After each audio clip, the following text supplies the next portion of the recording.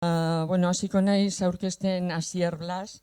Asier Blas hernaniarra da, baina jaiosan Donostin 1977an, baina Bilbon bizi da azkeneko 25 urteetan. Bere bikotea, Tamara, gaur behai laguntzen diona eta lehenengo filan dago jarrita, Georgiarra da, Georgia, bastante urrutitikan etorritzakoa. Biak bi seme-alaba dituzte. Bea Asier da politika eta administrazio zientzia saileko irakaslea Euskal Herriko Unibertsitatean, eta sail honetako zuzendaria izan zen 2018tikan 2022 artean. Egun, Euskal Herriko Unibertsitatean ikasleen eta konpromiso sozialerako errektorea da, eta parte hartuz eta geik ikerketa taldeetako kidea da. Bere ikerketa lerro nagusiak, demokrazia ereduak, nazio gatazkak eta nazioarteko politika dira. Bueno, erderaz esango detoin pizkat, Asier Blas es un de Hernani, pero nació en Donosti en 1977. Sin embargo, lleva viviendo en Bilbao aproximadamente 25 años. Su pareja es georgiana, se llama Tamara y está aquí en la primera fila con nosotros. Tienen hija y hijo. Asier es profesor del Departamento de Ciencia Política y de la Administración en la UPV, del que fue director entre 2018 y 2022. Forma parte de los grupos de investigación, actualmente es vicerrector de Estudiantes y Compromiso Social de la UPV. Forma parte de los grupos de investigación Parte Artus y GEIC. Las principales líneas de investigación de estos grupos son los modelos de democracia, los conflictos nacionales y la política internacional. Ha sido profesor también en universidades extranjeras como Lituania y Georgia. En 2012 ganó el 10º premio Manuel Jiménez Abad por su trabajo Modelos de Democracia en las Comunidades Autónomas Españolas. Ha publicado decenas de obras académicas, entre las últimas Golpes de Estado del siglo XXI y La revitalización del factor externo. Además, ha escrito otras cosas, ha colaborado en diferentes medios de comunicación, sobre todo en Euskal Telebista, y actualmente escribe también en la revista Argia. Este es nuestro ponente de hoy. No quería que empecemos la conferencia sin antes comentaros que el próximo mes tendremos otra conferencia que es la civilización, la ecología, desafíos y motivaciones para arreglar el mundo. ¿Qué mundo dejaremos a nuestros nietos? Esto será el 5 de febrero. Este es un ponente también que viene desde Madrid, ha escrito libros y es un ecologista nato, o sea, defiende la ecología por encima de todo. Asimismo, se os ha repartido una hoja con todas las conferencias que vamos a hacer a lo largo del 2026. Se ha escrito todo este guión con mucha ilusión. Esperemos que sea de vuestro gusto y que sigáis viniendo a nuestras conferencias con la misma ilusión que nosotros las preparamos. Gracias y un aplauso para Asier.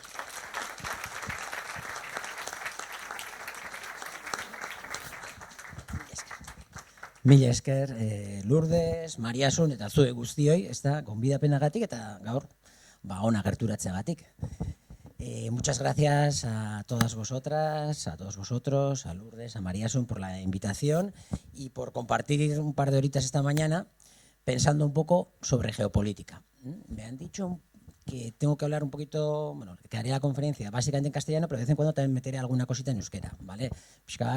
Para la gente que no es euskaldun, para que sepáis que aunque haya algún tarte que esté en euskera, la mayoría será en castellano, ¿vale? Vamos a hablar del mundo, y el mundo está un poco mal, bastante mal, ¿no? Hemos empezado el año hace 15 días y ya prácticamente ha pasado de todo y pueden pasar más cosas. Quizás esta noche ocurra una cosa más y no son cosas buenas, además, son cosas malas. Claro, para entender el mundo actual Cuando hablamos de política internacional, la política internacional es menos democrática que la política a nivel local o a nivel nacional. Cuando estamos en sistemas democráticos y hablamos de política a nivel estatal o a nivel de Euskal Herria o lo que sea, hay mucha más flexibilidad ideológica, mucha más tolerancia ideológica. O sea, hay más tolerancia en el sentido de que se respetan más diferentes posiciones ideológicas, diferentes prioridades. Sin embargo, cuando saltamos a la política internacional, en la política internacional la democracia desaparece. Los países democráticos liberales probablemente en la historia, en los últimos 200 años, son los menos democráticos. El menos democrático seguramente haya sido el Reino Unido, el imperio más grande, que a la vez en el siglo XIX probablemente era el país más democrático, liberal, de forma permanente. Ya sabemos que en algunos momentos en Francia se desarrolló también mucho la democracia liberal, pero la que permanentemente era más democrática era Inglaterra o el Reino Unido, para ser más exactos, ¿no? Y a la vez en el mundo era el país más autoritario. ¿Con esto qué quiero decir? Que cuando hablamos de política internacional, la tolerancia a diferentes visiones y prioridades desaparece. Y lo que hay es una gran ortodoxia. Hay relatos que marcan quiénes son los buenos y quiénes son los malos. Y lo que yo hago, yo lo puedo hacer, pero tú no lo puedes hacer, ¿no? Yo puedo invadir, pero tú no puedes invadir. Yo puedo bombardear, pero tú no puedes bombardear, ¿no? Yo si invado o bombardeo es por una causa justa. Si tú lo haces es porque eres un bárbaro. Y tristemente es así como funciona la política internacional. Y esto hace que el tema sea muy difícil de tratar entre gentes que piensan de diferente manera. Y aquí seguro que estamos gente que pensamos de muy diferentes maneras. Y lo cual es positivo porque, bueno, cada uno puede tener su forma de pensar, pero además de los relatos que determinan mucho nuestra forma de pensar, lo importante, y que muchas veces no se pone el foco ahí, porque ahí sí se pueden conseguir consensos, son los hechos. No todos los hechos se pueden objetivar, pero muchos hechos se pueden objetivar. El 3 de enero, Estados Unidos violó la ley internacional bombardeando un país y secuestrando a su presidente. Eso es un hecho. Luego habrá gente que podrá estar en contra de Maduro, en contra de Venezuela, a favor, o ni a favor ni en contra, o lo que sea. Pero el hecho es ese. Y ese es el problema que hay en relaciones internacionales o en política internacional, y el que los medios de comunicación, que son muy de parte, la mayoría son muy, muy, muy de parte. ¿Por qué son muy de parte? Porque lo que hemos dicho antes, la democracia liberal acaba en la política internacional. Yo siempre le digo a los estudiantes, la democracia y los derechos humanos, ¿dónde acaban? En el Ministerio de Asuntos Exteriores. Ahí se acabaron. Cuando llegas ahí ya no existen. Claro, los medios de comunicación lo que hacen es vender relatos todo el rato. No quieren que hablemos de los hechos. Y no digo que los relatos no sean importantes, porque los relatos los necesitamos cada persona, los colectivos, para poder entender las cosas mejor. Pero claro, los relatos también sirven para que nos echemos los trastos de la cabeza, y también los relatos existen para azuzar guerras, ¿no? Por ejemplo, un relato que es que el Nobel de la Paz se le da a una señora que se llama María Corina Machado. Eso no es, ese hecho de darle el premio de la Paz a María Corina Machado es crear un relato para lo que pasó el 3 de enero. Una señora que pedía, se ha cumplido su deseo, que era que bombardeasen su país y lo invadiesen. Era su deseo, explícitamente lo ha dicho. Entonces, por eso mismo, los hechos es donde podemos entablar una conversación. Bueno, voy a intentar yo ceñirme a los hechos, pero evidentemente nadie es objetivo y todo el rato podemos ir risteguín y meter la pata. Entonces, a mí no me interesa tanto la discusión del minuto y resultado ahora mismo, aunque he traído un par de mapas para el minuto y resultado, ¿no? De las desgracias que tenemos en el mundo. Vamos a ver ese mapa también. Pero más allá de eso, lo que me interesa más es entender por qué hemos llegado a este punto en el mundo actualmente. ¿Por qué ahora mismo parece que vamos a una guerra mundial o que va a una multiplicidad de guerras? Eso es lo que me interesa. Me interesa el relato. El relato, sí, porque yo os voy a explicar cómo veo que hemos llegado aquí. Y os voy a decir cuál es mi perspectiva del relato. Pero para eso voy a utilizar hechos todo el rato, ¿vale? Y datos, para que entendáis cómo hoy en día esto que está pasando tiene mucho que ver, no solo, evidentemente, con que Occidente está en decadencia y el sur global está en ascenso. Desde hace 200 años, el poder económico, político, cultural y militar ha residido en Occidente. De forma prácticamente, casi, con alguna excepción, absoluta. El poder occidental lo es como tal en el mundo, un poder muy importante desde hace 500 años. Prácticamente podríamos decir desde que se descubrió América, ¿no? Desde 1492, Occidente, gracias a que se abrió al Atlántico y ahí encontró todo un continente y un montón de riquezas, Occidente pasó a ser un continente, o sea, Europa pasó a ser un continente muy importante, ¿no? Esos 500 años están llegando a su fin.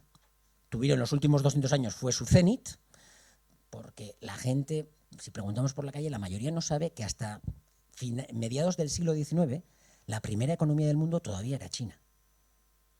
No era el Reino Unido, ¿eh? Por eso le estoy diciendo los últimos 200 años, en el que ha sido el cenit de Occidente. Arranca en el siglo XV y va a morir. Ya está muriendo en el siglo XXI. Y a mí me interesa explicaros esta progresión histórica, pero especialmente después de la Segunda Guerra Mundial, ¿vale? Y luego vamos a entender un poco mejor cómo, por qué están ocurriendo estas cosas. También voy a ser sincero y voy a decir que mi aproximación es economicista, ¿vale? Y también voy a mencionar algunas otras aproximaciones para explicar este choque, de alguna manera, ¿no? Entonces, mi relato es muy desde la economía. Eso sí, por eso voy a mirar a los datos económicos. Ahora, yo me congratulo porque ahora, cuando estaba mirando mis artículos de hace 10, 12 años, yo entonces escribía cosas que parecían locuras, porque decía, bueno, Occidente está en decadencia, vamos a un choque importante entre, sobre todo, Estados Unidos y China, que es lo que estamos viviendo. Y bueno, parecía una cosa muy, muy lejana. Desde la pandemia ya no parece tan lejana y ya la gente, yo creo que lo entiende, los medios de comunicación incluso lo transmiten y los últimos 2 años ya ha quedado claro, ¿no? Sobre todo desde la llegada de Trump al poder, pero también antes, que hay un choque entre Estados Unidos y China. Hay un choque brutal y que este choque ojalá no desemboque en una gran guerra. Ojalá. Mientras tanto, va a desembocar en guerras, no me gusta decir pequeñas guerras, pero bueno, en guerras de escala menor y probablemente salpicadas por todo el globo. Y algunas serán guerras más clásicas, otras más lo que se llama guerras proxy o híbridas. Híbridas son como que, bueno, son guerras que haces guerra económica, haces terrorismo, haces cosas, golpes de Estado, lo que sea, ¿no? Pero no es propiamente una guerra entre dos ejércitos como hay ahora en Ucrania, ¿no? Entre Ucrania y Rusia, ¿no? Después de la invasión rusa del 2022. Más al estilo, digamos, de lo que le han hecho a Venezuela, aunque a Venezuela la han bombardeado. Y eso ya se sale un poquito, digamos, de la guerra híbrida. Pero bueno, ojalá no desemboque en una gran guerra a nivel global. Como os decía, yo cuando escribía, idazten dut hemen, gauza batzuk eta jendeak esaten duzu, badirudi hemen Amerikako Estatu Batuak munduko lehenengo potentzia da eta inork ez diola itzalik egiten. Bueno, errealitatea ikusidan bezalaxe urteekin hori izan, eta ez da nere meritua. Dagoeneko Giovanni Arrighi, eta ez Giovanni Arrighi bakarrik, ekonomilari bat, Amerikako Estatu Batuetan katedraduna, oen dela urte batzuk, 6 urte hil egin zan, Giovanni Arrigik idatzi zuen dagoeneko 2001an, 2001an, idatzi zuen, Amerikako Estatu Batuakek dagoeneko bere dekadentzia unea hasi du, eta esan zuen, 20 urte barru, etorriko da bere dekadentziaren unerik latzena, eta horrek sortuko ditu gatazka pila bat munduan. Asmatu egin zuen. baita ere, urteekin asmatu dintzen. Gutxi asko. Batzuk esango dute izan zala COVID-a, beste batzuk esango dute izan zala Errusiak Ukraina invaditzen duenean, beste batzuk esango dute Gazako genozidio hasten danean, bueno, hor, nahi eran. Baina errealitatea da funtsean, ez du importa 2021, 2019, 2022, 2024, argigik hor asmatu zuen. Berak dagoeneko ikusi zuen. Eta 2005an idatzi zuen liburu batetan gainez esan zuen, zein izango da hurrengo potentzia? Txina izango da hurrengo potentzia. Vale, pues la cuestión es que el sur global se está emancipando. El sur global, cuando nosotros estudiábamos, le llamábamos el tercer mundo, luego, para no ser tan duros, le llamábamos los países en vías de desarrollo, luego los países del sur, y ahora se utiliza la fórmula sur global, ¿vale? Un poquito por si... Entonces, los países que llamábamos del tercer mundo, de repente, se levantan. Y ahora es muy visual, porque he mencionado China, pero es India, pero es Indonesia, pero es Vietnam. Son muchos los países, ¿no?, que están avanzando muchísimo en el ámbito económico. Vale. La cuestión es, este proceso que ahora está floreciendo arrancó después de la Segunda Guerra Mundial. Claro, las cosas van despacito. Claro, el mundo, cuando decimos que está cambiando desde la descolonización. Es cuando de repente el sur global se empieza a emancipar, empiezan los procesos de independencia, los procesos incluso también de liberación social, porque hay algunas independencias que tienen un contenido social muy importante. Pero claro, sabemos que en los años 50, en los años 60, pues todos aquellos intentos, en los 70 y en los 80 los valorábamos como muy fracasados, ¿no? Como, bueno, la mayoría de ellos, ¿no? Como, esto no ha funcionado. Claro, es normal que no funcionase, por dos motivos. Por una parte, las debilidades propias de los países. Imaginaros cuando se independiza la India. El 90% de su población era analfabeta. Cuando tú tienes un 90% de población analfabeta, pues va a ser un poco difícil que consigas progresar económicamente, políticamente, culturalmente, de forma rápida, digamos, ¿no? Cuesta. China, el 80% de su población la tenía analfabeta.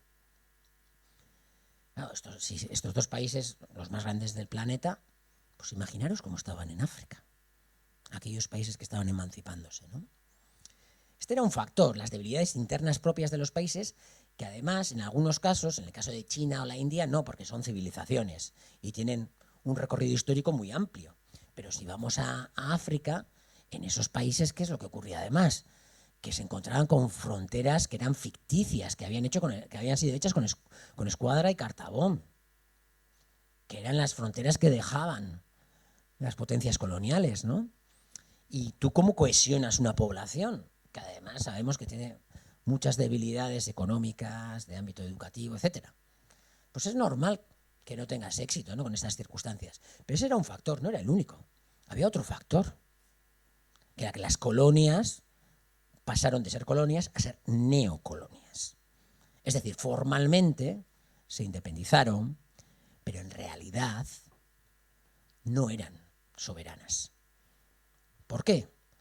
Porque si se portaban mal o no dejaban que las potencias coloniales siguiesen saqueando esos países a su placer, daban golpes de Estado, asesinaban a políticos, montaban guerras, etc. Claro, con esas circunstancias, si cogemos ambas, pues parece que es un poco difícil tener éxito, ¿no? ¿Qué es lo que pasó en estos países? Bueno, en estos países lo que pasó fundamentalmente fue que se creó una burguesía compradora, una clase compradora. Técnicamente en economía esto es una clase que hace de intermediaria entre la metrópoli, es decir, entre el imperio, para entendernos lo que antes era el imperio, la metrópoli y el país. ¿Por qué? Porque se ha independizado el país y formalmente tú no tienes acceso directo a las materias primas de ese país. Entonces, ¿quién te lo va a dar? Una pequeña clase que tú la tienes comprada y a tu servicio y que va a saquear el país para ti. Va a ser la intermediaria. Eso se llama clase compradora, burguesía compradora. El mejor ejemplo de esto, yo creo que lo entenderéis fácil. países que fueron colonizados y se independizaron pronto, entre comillas, fueron en Latinoamérica, ¿no? El siglo XIX. El siglo XIX se independiza Latinoamérica y el esquema es el mismo. No lo hace España, sino que lo hace primero el Reino Unido y luego Estados Unidos, ¿no? Y el esquema es, hay burguesías compradoras en esos países que están a mi servicio, y todas estas burguesías compradoras, ¿cuál es su capital? Miami, ¿no? Para que veáis qué duro es eso de la burguesía compradora, cómo están al servicio de la metrópoli, que de hecho esa burguesía compradora, ¿a dónde se va a vivir? A Miami. Y los que no se van a vivir a Miami porque tienen que estar en el país para seguir esquilmando a favor de Estados Unidos sus países, lo que hacen es se compran una segunda residencia en Miami. Pero Miami se convierte en la capital de las burguesías compradoras de Latinoamérica. Un ejemplo muy claro hoy en día es el presidente de Ecuador, Daniel Noboa. ¿Dónde nació? Miami. ¿Quién es su padre? La persona más rica de Ecuador. Ese esquema, después de la Segunda Guerra Mundial, se expande en los países, los nuevos países que están en procesos de descolonización. Y en los que no, pues bueno, guerras, golpes de estados, asesinatos, lo que sea, ¿no? Para, de alguna manera, tratar de controlar estos países. ¿Qué pasa? Que ya ha pasado, bueno, ya son muchas décadas. Eso fue al principio, ¿sí? Pero luego, ¿qué ha pasado? Que en esos países del sur global, cada vez más, bueno, ha habido estudiantes que han venido al norte o a Occidente a estudiar. Han venido a nuestras universidades. Yo he tenido estudiantes de universidades del sur global. Vienen a estudiar, aprenden, o incluso pasan una temporada en los países del norte global, se van formando, sus países cada vez van alfabetizando más a las gentes. Y claro, nos encontramos con que cuando vuelven a sus países, ellos ya son personas formadas y dicen, ¿cómo que los de fuera vienen aquí y saquean nuestras riquezas musutruk? Orduan zer egiten dute hauek? Hasten dira sortzen interes nazional bat. Nahi baldin bazute, hizkera klasikoan burgesia nazional bat sortzen da. Burgesia nazional bat interes nazionala daukana. Claro, hori gertatu da, hegoalde globalean gertatu da, Asian oso garbi, baina Afrikan ere bai, geroz eta gehiago. Baita ere, Latinoamerikan. Oda, hegoalde globalean hasten dira klase batzuk, klase hartain, altu batzuk, beraien interesa ez dana bitartekaritza lana egitea metropoliarekin, metropoliak hartu ditzan nahi beste baliabide eta aberastasun, baizik eta nahi dutenak bertako herrialdean inbertitu eta bertako baliabideak bertako herrialdearentzat geratzea nahi dute, edo behintzat parte handi bat geratzea nahi dute.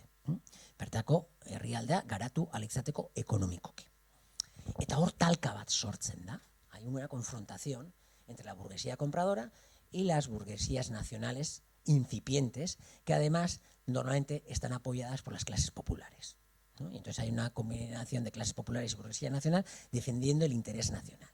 Ese proceso se ha acelerado mucho en el siglo XXI. Pero antes de empezar a explicar ese proceso, dejarme dos incisos. Uno es, entonces, ¿el mundo está cambiando desde la descolonización? Sí, porque nacen nuevos países, a trancas y barrancas van avanzando. Fin de la bipolaridad. Sabéis que cuando cae el muro de Berlín, desaparece todo lo que fue el bloque soviético, que evidentemente era un bloque alternativo a lo occidental, aunque era un mundo bipolar, había una hegemonía. Que eso a veces también se confunde. Que hubiese dos bloques no quiere decir que la Unión Soviética y Estados Unidos fuesen equiparables, para nada. ¿Dónde está la sede de las Naciones Unidas? Nueva York, ¿no?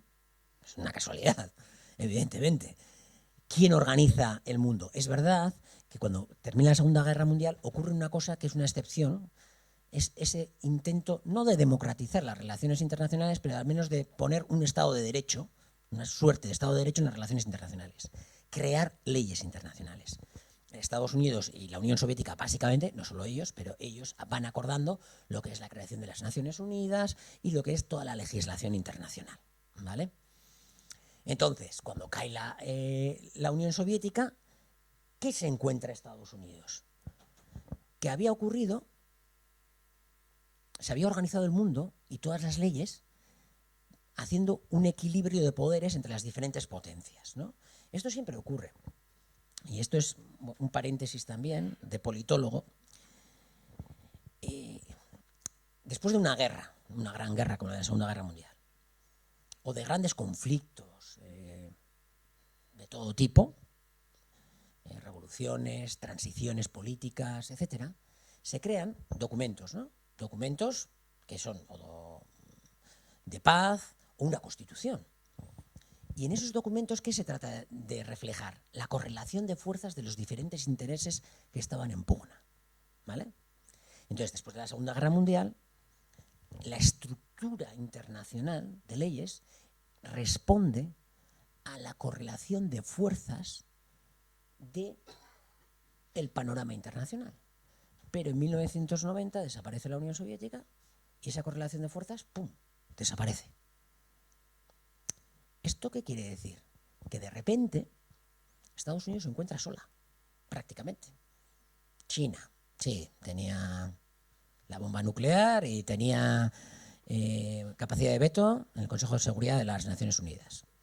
Hay 5 países que tienen capacidad de veto. Hoy en día el de la Unión Soviética lo tiene Rusia, China, Francia, Reino Unido y Estados Unidos, los ganadores de la Segunda Guerra Mundial. ¿Qué quiere decir la capacidad de veto? Bueno, que cualquier decisión que se adopte allí la pueden vetar, para que no sea vinculante desde el punto de vista del derecho internacional. Vale, Estados Unidos dice, bueno, China es pobre, 1990, bueno, Francia y el Reino Unido son míos.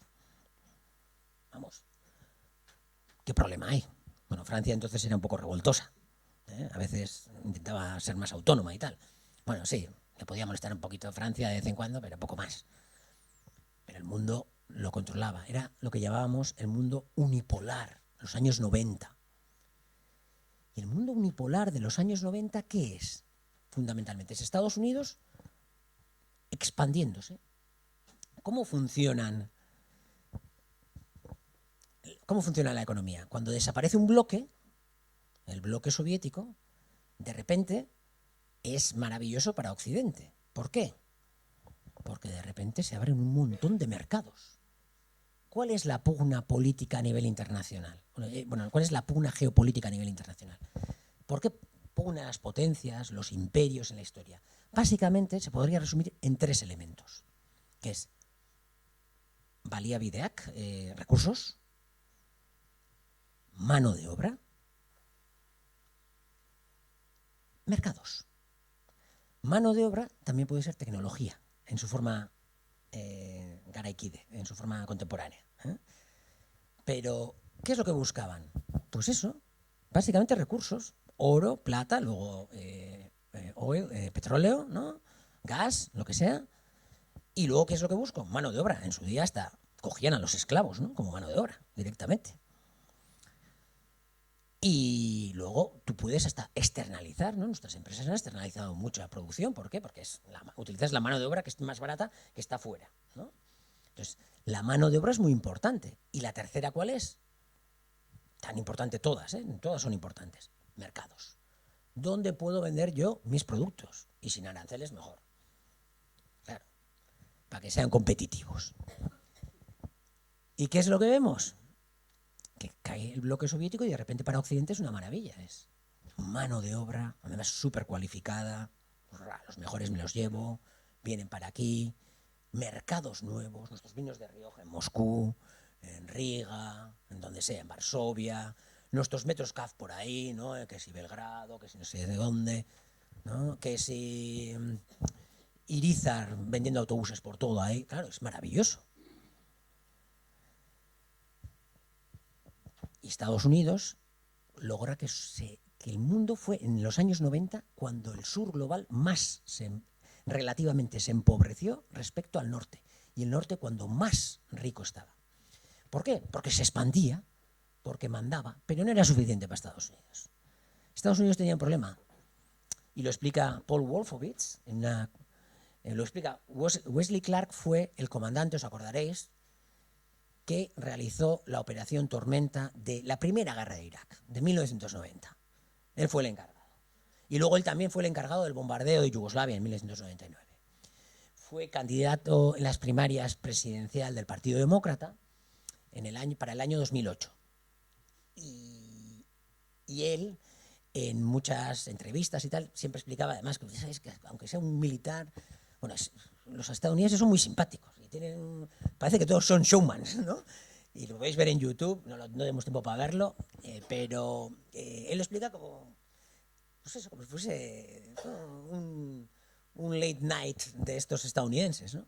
Y explica a Wesley Clark que cuando él termina la Operación Tormenta en Irak, vuelve a Washington y ahí está el vicesecretario de Estado, que era en ese caso viceministro, para entendernos, ¿no?, porque allí le llaman secretario o secretaria al ministro o ministra, ¿no? El viceministro de Defensa, de Asuntos Exteriores, Paul Wolfowitz, que luego se hizo famoso también en la Segunda Guerra de Irak, porque era uno de los halcones, con Donald Rumsfeld y Dick Cheney, y va a Clark y le dice, estarás contento, ¿no? Hemos derrotado a Saddam Hussein rapidísimo, además entraron por tierra también en Irak, tal, y le dijo, no estoy contento porque Saddam Hussein ha quedado vivo y su régimen ahí ha quedado. Y tenemos 5 o 10 años para cambiar todos esos regímenes que no estén a nuestro servicio antes de que nazca una nueva potencia que nos ponga límites al poder que tenemos, que es casi absoluto con la desaparición de la Unión Soviética. Con eso que estaba indicando Paul Wolfowitz, que tenían 5 o 10 años para hacer lo que quisieran, pero que tenían un problema. ¿Cuál era el problema? Las leyes internacionales. Las leyes internacionales, había desaparecido la Unión Soviética de la ecuación, y claro, sin la Unión Soviética, las leyes internacionales para ellos perdían todo su sentido. ¿Por qué? Porque eran como una camisa de fuerza. No podían desplegar toda la capacidad y todo el poder que tenían para tomar todo el mundo y quitar a todos los gobiernos que no les gustaban y tomar todas las valiavides, los recursos que ellos considerasen. Esa es la discusión que hay en Estados Unidos en los años 90. Hay una discusión entre ¿vamos a violentar el derecho internacional o no?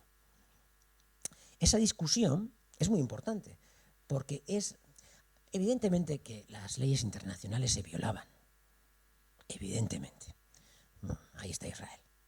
Es el que más ha violado las leyes internacionales desde su nacimiento. Pero para la guerra, digamos, a cara descubierta, se respetaban bastante. No había una violación muy flagrante. En el sentido de que si yo tengo que hacerle la guerra a Nicaragua, como hacía Estados Unidos, le hicieron la guerra en los años 80, no se la hago yo directamente, lo hago a través de la contra. Lo que se hizo una guerra por delegación, proxy. Entonces, tenían que hacer este tipo de cosas, enmascararse, ¿no? O cuando la Unión Soviética invade Afganistán, no es una invasión que viole las leyes internacionales, porque lo pide el gobierno de Afganistán, ¿vale? Entonces, claro, no es como tal, están todo el rato teniendo cuidado cuidando las formas, digamos.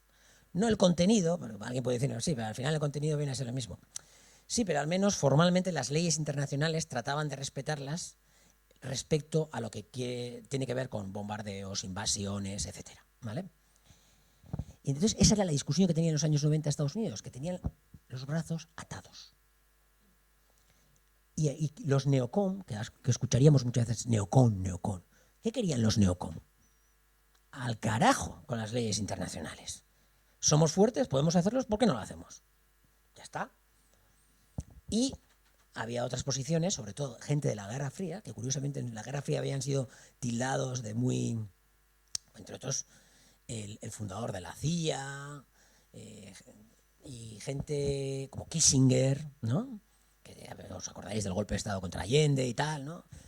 Pues estos eran, como habían estado sobre todo en la Guerra Fría, ellos entendían un poco el mundo de una manera más... Bueno, aquí hay muchos equilibrios, hay que tener mucho cuidado. Lo de las leyes internacionales ahora, a nosotros nos impide desarrollar todo nuestro poder, pero quién sabe si mañana nos pueden proteger, ¿no? Entonces, tenían zuhurtziaz ari ziren, klasikoak. Baina gazteenek, eta hori ditu zitzaien neokomak, gazteenek zen ez, gaztea gara, ikusten dugu munduko herrialderik indartsuena gara, ez daukagu mugarik, nahi duguna egin genezake. Azkenean hauek irabazi zuten. Ganaron los neocon. ¿Y cuándo ocurre esto?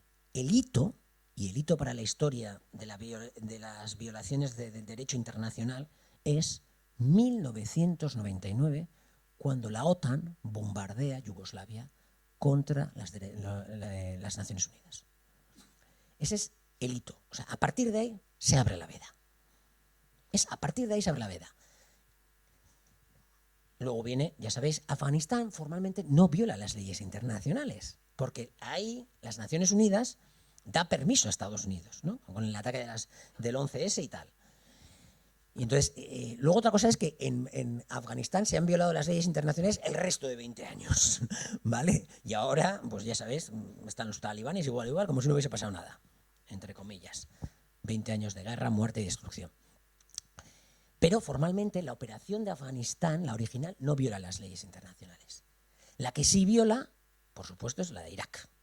La invasión de Irak, ¿no? La invasión, bombardeo, etcétera. Y luego viene en Libia, bueno, y a partir de ahí ya es un cachondeo.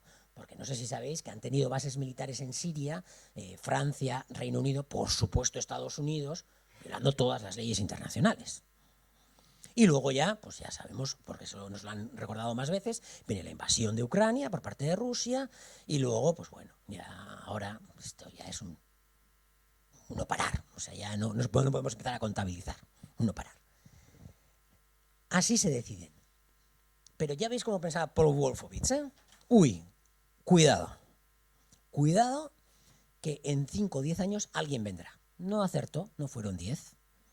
Fueron igual unos más, 15 o 20. ¿Y eso cuándo ocurre? Cuando empiezan a llegar dos respuestas contra el unipolarismo o el imperio estadounidense. En el siglo XIX el gran imperio fue el Reino Unido. Y le vinieron 3 respuestas.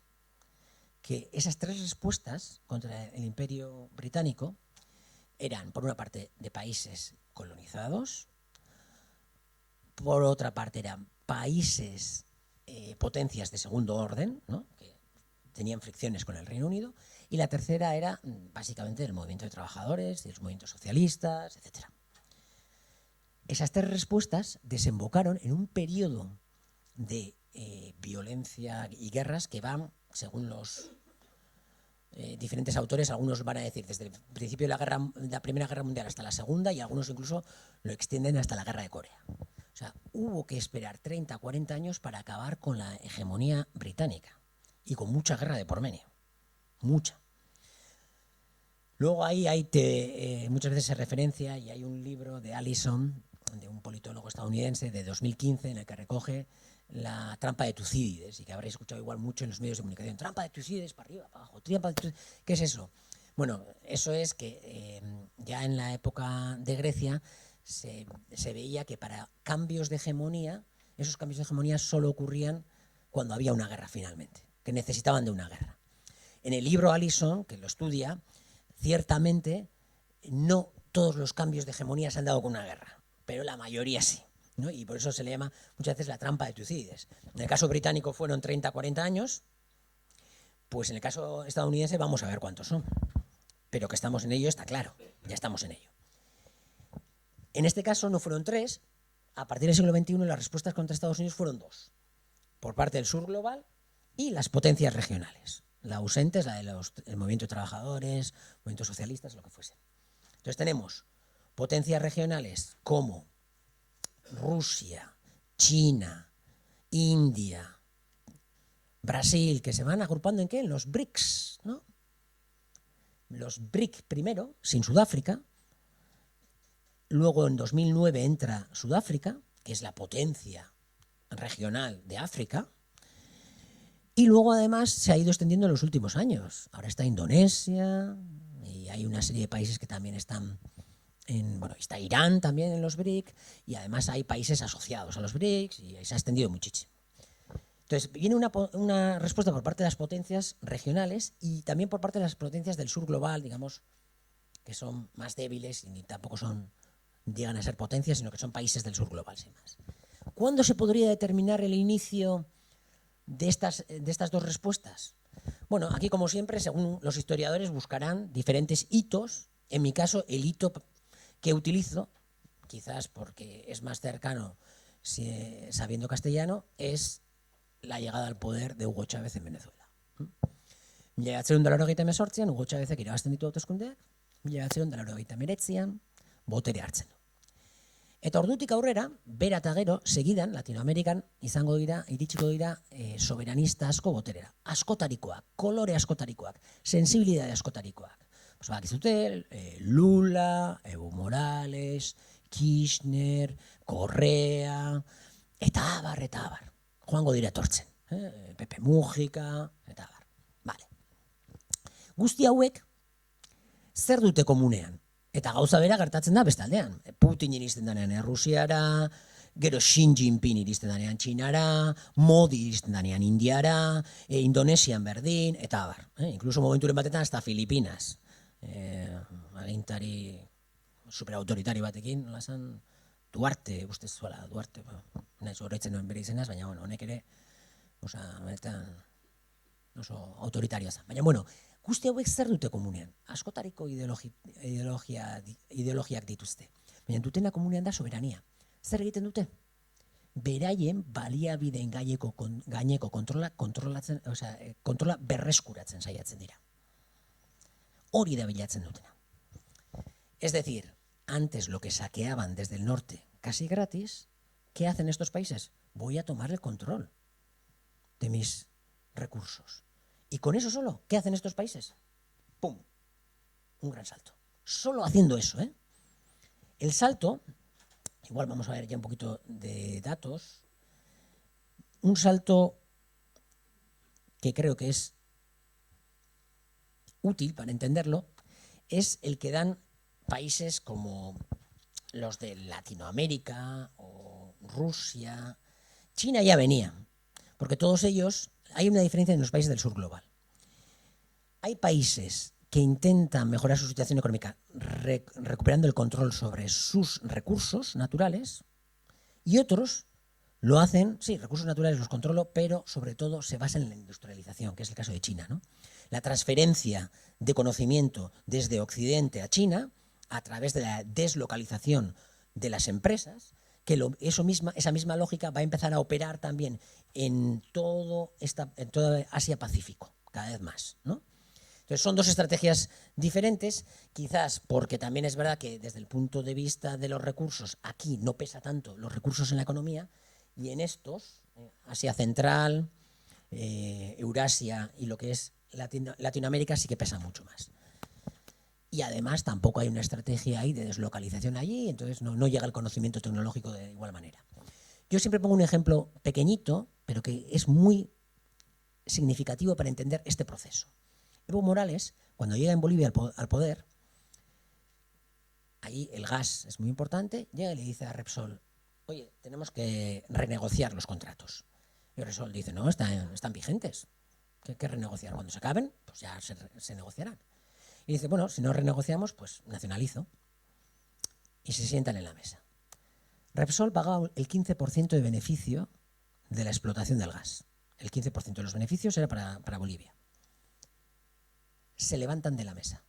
85% para Bolivia. Y se queda Repsol, no se va. Y no hay nacionalización. Se puede tasar cuánto robaba Repsol a Bolivia. 70%. Eso en términos de mercado. Mercado capitalista. No estamos hablando, esto no es socialismo ni nada, es mercado.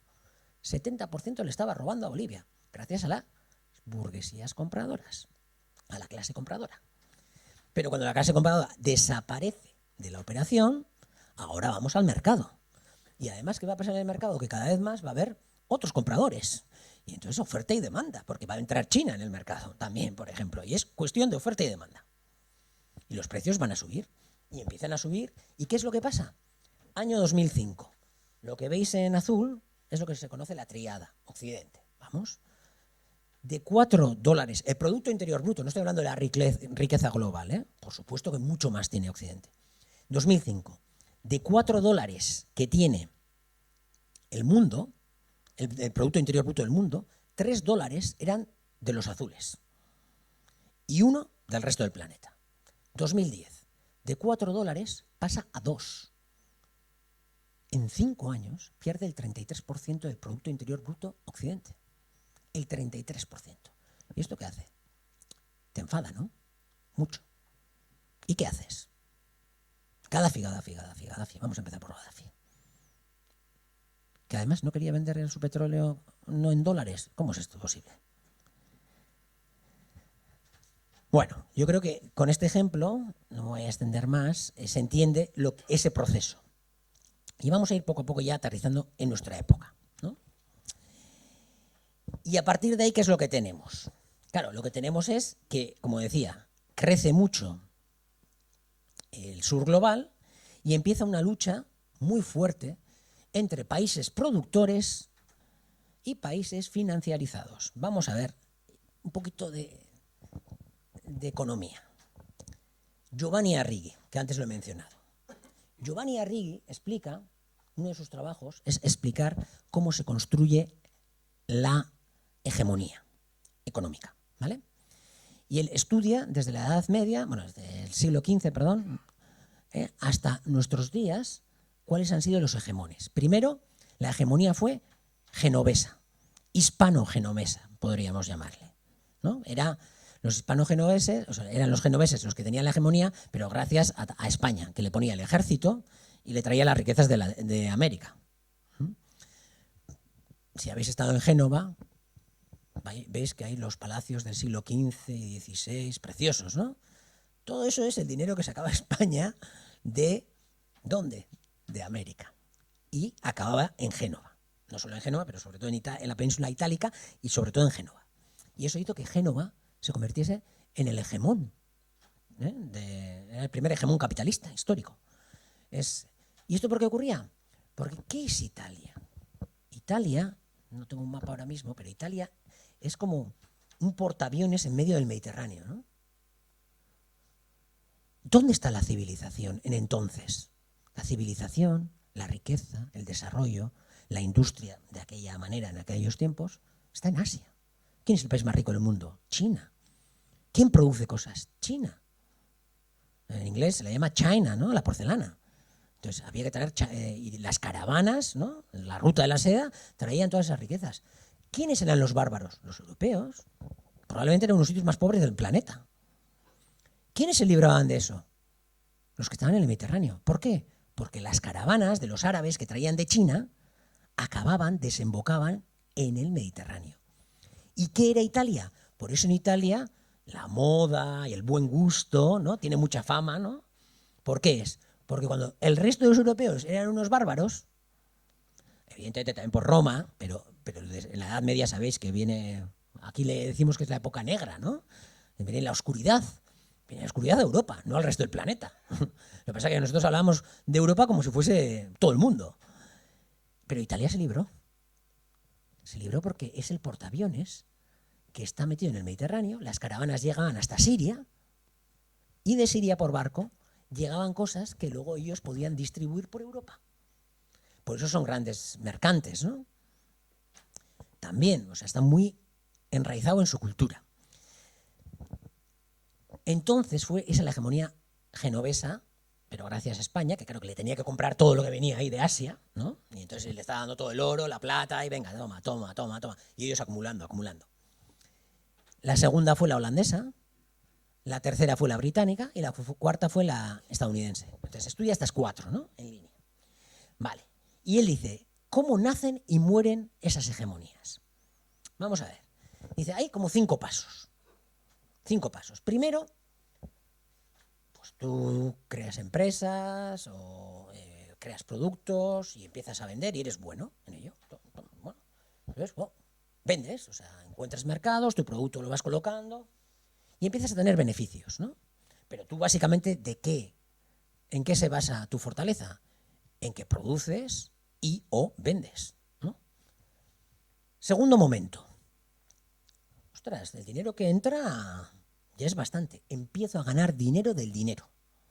¿Qué es ganar dinero del dinero? Hacer inversiones, prestar dinero, etcétera, ¿vale? Entonces, ya en el segundo paso, lo más importante sigue siendo tu producción y venta. Pero ya empiezas a ganar dinero del dinero. En el tercer momento, lo que ganas del dinero, lo que ganas del dinero y lo que ganas de vender y producir, más o menos se equilibran. Y entonces este es tu cenit. Es el momento álgido de tu hegemonía. Porque, por supuesto, ya tienes tanto dinero para crear ejércitos fuertes y para poderte, de alguna manera, expandir. Expandir no territorialmente solo, sino pues, si quieres territorialmente o no, pero también culturalmente, políticamente, etc. ¿Cuándo empieza la decadencia? La decadencia empieza cuando ganas más del dinero que de vender y producir. Giovanni Arrighi, año 2001, aquí está Estados Unidos. Gana más del dinero que de vender y producir. Y por lo tanto ya está acabando el ciclo. ¿Qué pasó en los 90? Gran externalización de la producción, financiarización de la economía. Bill Clinton dejó como un Boy Scout a Ronald Reagan. Llegó y desreguló todo. Prácticamente se podía hacer cualquier cosa. Sabéis que hoy en día en los mercados se pueden comprar acciones en futuros, ¿no? Y te puedes apalancar, lo que dicen apalancar, que es endeudarte para comprar acciones, para apostar. Se vuelve un casino. Y hoy en día esto funciona, ¿eh? Un puro casino. Y eso hace que haya una burbuja que siga creciendo. Claro, cuando tú eres el más fuerte, además, ¿qué pasa? Cuando tu moneda es la de referencia, cuando a ti te va bien por aquí, los capitales vienen hacia ti. Capitales del mundo. ¿Por qué? Porque dicen, ahí el dinero está seguro. Esa economía es sana, está seguro. Y son fuertes. Pero claro, ¿aquí qué pasa? Que ya como el poder financiero es tanto, que te acostumbras incluso a darle al botoncito de la máquina y a sacar dinero. De la nada. Claro, eso no lo puede hacer. Imaginaros en la pandemia. ¿Qué hicimos en la pandemia? Occidente. Dale a la maquinita de hacer dinero. Taca, y son como los dibujos de nuestros hijos. Nada. ¿De dónde salían? De la nada. Pero coges esos dólares, coges esos euros y te vas por el mundo y compras gas, petróleos, coches, juguetes, aceite, lo que quieras. Y te los cogen. Y están hechos de la nada. Pero te los cogen. ¿Por qué te los cogen? Porque para eso eres el imperio, ¿no? Porque si hay que hacer comercio internacional, hay que hacerlo en mi moneda. Y la gente ya sabe que lo has hecho de la nada, pero lo necesito porque si quiero comprar petróleo, quiero comprar gas o quiero comprar cualquier cosa fuera de mis fronteras, necesito ese dinero. ¿Vale? Ese es el mejor ejemplo, digamos, no ejemplo, es el mejor indicador de imperialismo es ese.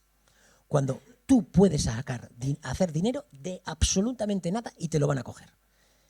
En la pandemia, si eso hace Madagascar, Brasil o India, no sirve absolutamente para nada. Solo nos sirve a nosotros. Por eso muchas veces se dice que el dólar, lo fundamental del dólar es su capacidad de compra a nivel global. ¿Y quién la asegura? El ejército norteamericano. El ejército norteamericano que asegura que el comercio internacional se tiene que hacer en dólares.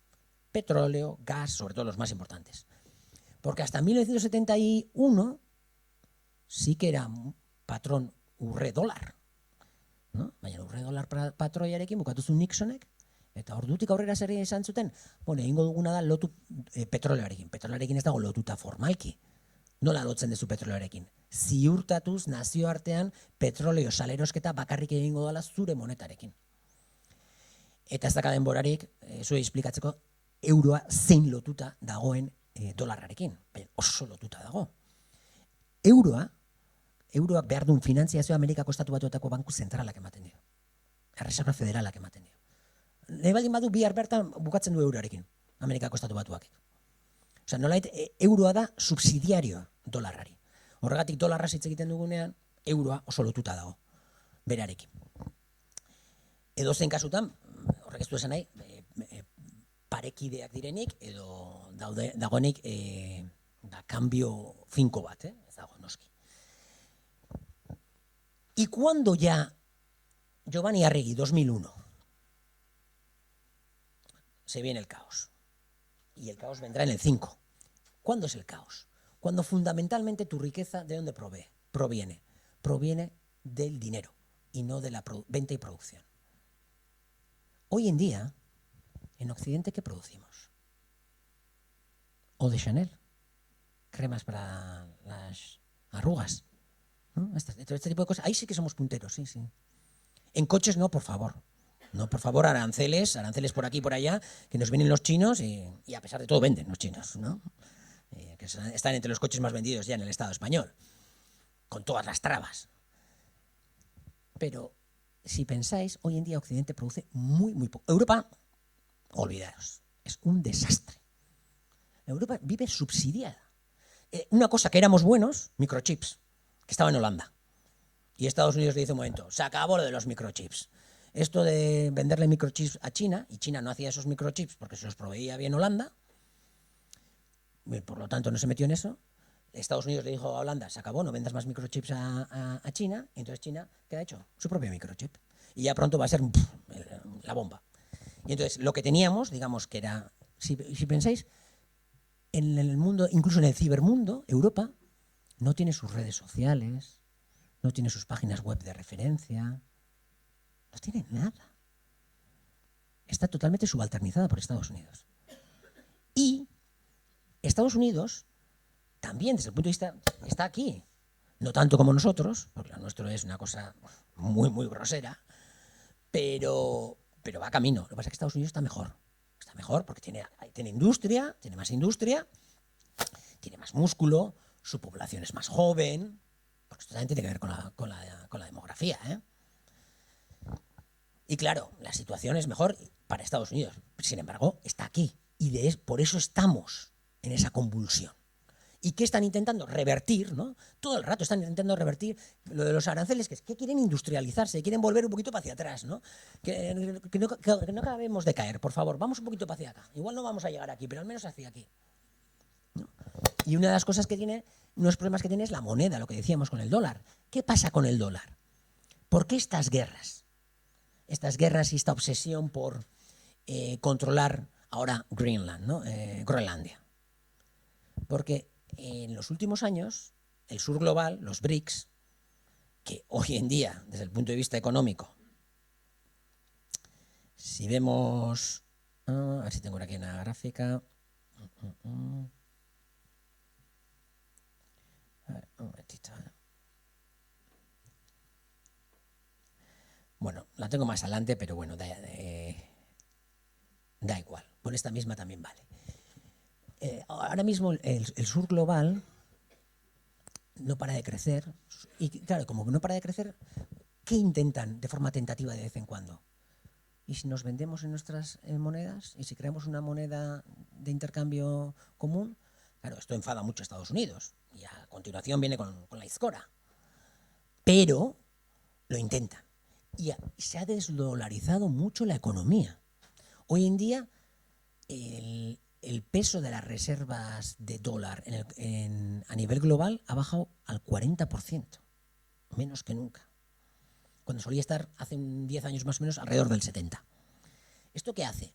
Estados Unidos se da cuenta que cada vez más la gente dice, sí, tus papelitos no valen para mucho. Y ahí viene el choque que hay actualmente entre economías productoras que producen o que tienen recursos y economías financiarizadas que tienen papelitos, básicamente. Ese es el choque en el que estamos asistiendo fundamentalmente. Ese es el choque. Entonces, claro, todo el sur global es economía productora o tiene recursos. Y el norte consume, aunque tenga recursos, Estados Unidos tiene muchos recursos, pero consume muchísimo. Cuando dicen, no, Estados Unidos es el que más petróleo consume, sí, pero todo el petróleo que produce, es el que más produce. Sí, pero todo el petróleo que produce no es suficiente para su consumo. Y lo que viene con la inteligencia artificial, que consume un montón de energía. Un montón de energía. Entonces, ese es el choque principal. Y esta es la realidad de poder adquisitivo, porque claro, ¿qué pasa con las economías financiarizadas? Como nosotros hacemos así y podemos crear muchos papelitos, todos los que queramos, nuestras economías, cuando nos dicen Producto Interior Bruto, renta per cápita, súper gorda, ya, sí, y con eso ¿qué puedes comprar? ¿No? Entonces, en economía se mide el Producto Interior Bruto nominal, que es simplemente en dólares o euros o lo que sea, o en poder adquisitivo, donde relativiza, ¿no? Poder adquisitivo. La primera economía del mundo es China, 40%. Es el 40% de la economía mundial, China. La segunda es Estados Unidos, 30%, prácticamente 18% India, tercera, Rusia cuarta, 7,20%, Japón la quinta, 6,7%, luego viene Alemania, Indonesia, Brasil, Francia, Reino Unido. Bueno, esto va a cambiar rapidísimo. Los alemanes se van al garete, pues ya están de ida. Indonesia va a entrar. Hay que ver en qué momento va a coger Indonesia el puesto quinto, cuándo va a adelantar a Japón. Desde luego a Alemania pronto le adelantará. Y ahí no va a quedar, quizás Alemania puede quedar la décima durante algunos años, pero van a ir desapareciendo. No va a haber europeas. Europa va a desaparecer de este listado, ya está desapareciendo. Y parece que, bueno, no hay en Europa voluntad de revertir esto. Es lo más impresionante, ¿no? Qué poca capacidad de defender el interés propio tiene Europa. Esto es en lo que estamos actualmente. Pero cuando hablamos, eso es la riqueza. Pero ¿la riqueza de dónde sale? Esto es en nominal. Ni siquiera es en poder adquisitivo. Que si lo hiciésemos en poder adquisitivo ya ni os cuento. En nominal. Manufactura. Un tercio de la manufactura global es China. Japón tiene el 6,5, Estados Unidos el 15, Alemania el 4, India el prácticamente 3, Corea 2, Rusia casi 2, Italia, México. Recordar, está en nominal, porque esto de hacerlo en poder adquisitivo es difícil, porque va a diferentes mercados, ¿vale? Entonces, sabiendo que está en nominal y tal, vale, manufactura. China, Estados Unidos, 15%. ¿Aquí qué se incluye, por cierto? Se incluye esto. Manufactura, Estados Unidos, 15%, ¿de dónde sale? Armamento, bombas, aviones. ¿En qué sí que somos buenos todavía? En armamento. Ahí sí, ahí somos buenos todavía. Ahí está el problema. Que además, en la única industria que somos competitivos,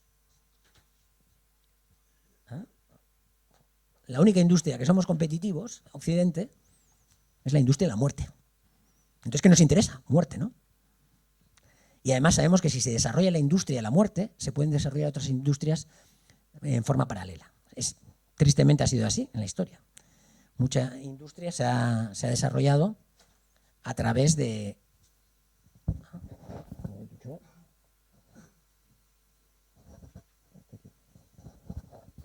No sé. No, batería tiene.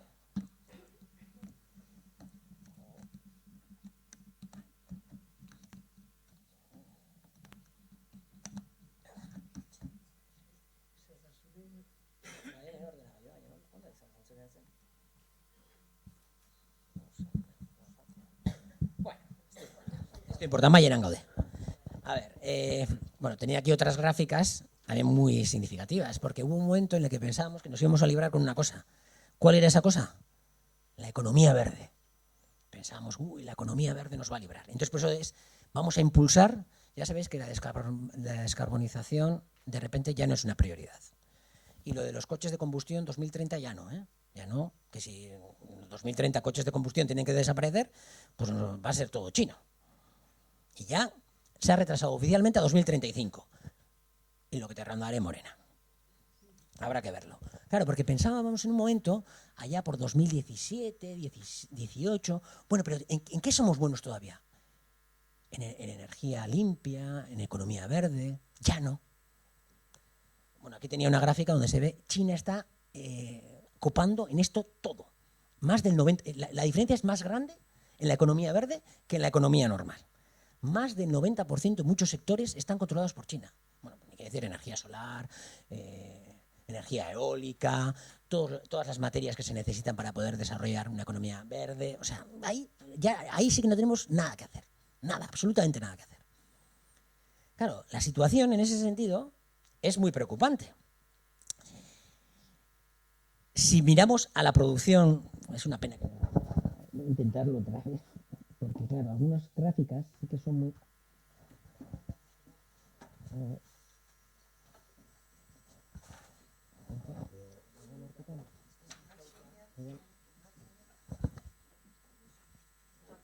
Bestela, bueno, berdin du, baina pena bada. Kantatuko dizuet ez da gauza bera, badakit ez dela gauza bera, baina, adibidez, pentsatzen baldin badugu kotxetan. Kotxeen produkzioan pentsatzen baldin badugu. Autoprodukzioari begiratuta, munduko autoprodukzioen 40% Txinakoa da, momentu enta. 40%. Pentsatzen zute Europa 13an dago. Eta Amerikako Estatu Batuak 3an. Orduan, gaur egun munduan dabiltzan kotxe gehienak, saltzen diren kotxe gehienak ez dira mendebaldean egiten. Mendebaldean ez da egiten ez da 1%. Bueno, Japonia sartuko bagenu bai, ze Japonia badauka 1,2, ez da? Baina, bueno, laurdena ere ez da. O laurdenaren bueltan dago, barkatu. Laurdenaren bueltan dago, mendebaldeak egiten duena, eta gainez badakigu hori ere egiten dela gurean sektore hori oso zainduta dagoelako. Oso babestua dagoelako. Eta oraindik ere babesteko borondatea dugu, ezakigu noiz arte izango da. Baina, babesten dugun artean, igual, oraindik kuotatxo bat izango dugu, baina txikia. Hori, autoi begiratzen baldin badiogu. Baina begiratzen baldin badiogu ere turismoari. Pixka bat, hau da, para que perdamos un poquito prejuicios. ¿Cuál es el país que más gasta en turismo en el mundo? Es China. Es que no somos el centro del mundo. A veces pensamos que somos el centro del mundo. Coches, no. Turismo, número 1, China. Gasto. El segundo, Estados Unidos, sí. Pero el número 1 es China. Y por supuesto, entre los primeros hay de todo. India, Rusia, bueno, Corea del Sur. Por cierto, España está también entre los que más gastan en turismo. Y si miramos los datos, hay que además estos son datos occidentales. Banco Mundial, FMI. No son datos que los produzcan en China, en Beijing, o en Moscú, o en New Delhi, o en Indonesia. No, no, en Yakarta. No, no. Banco Mundial. Estoy viendo aquí un mapa que es muy significativo.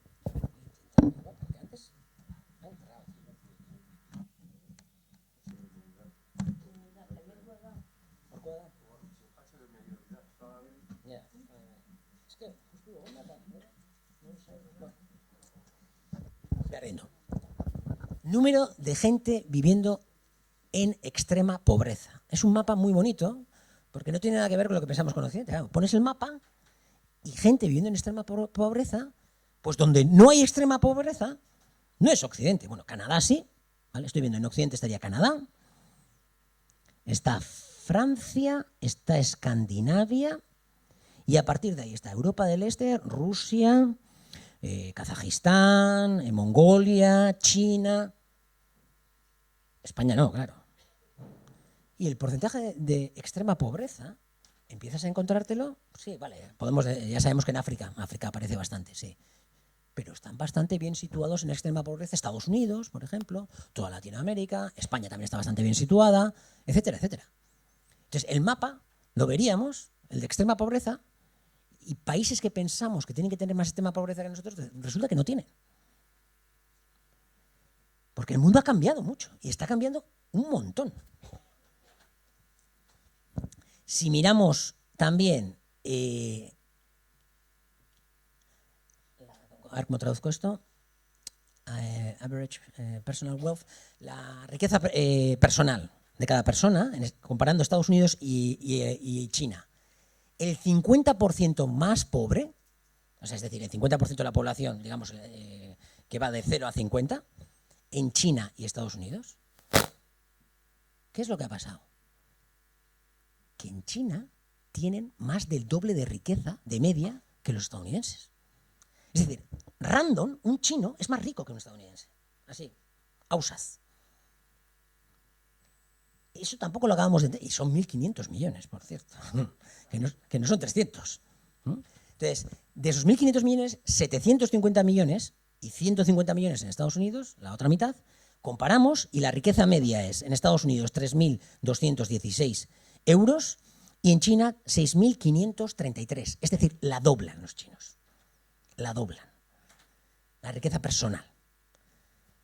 Claro, todos estos datos lo que nos están indicando es eso, que se está acabando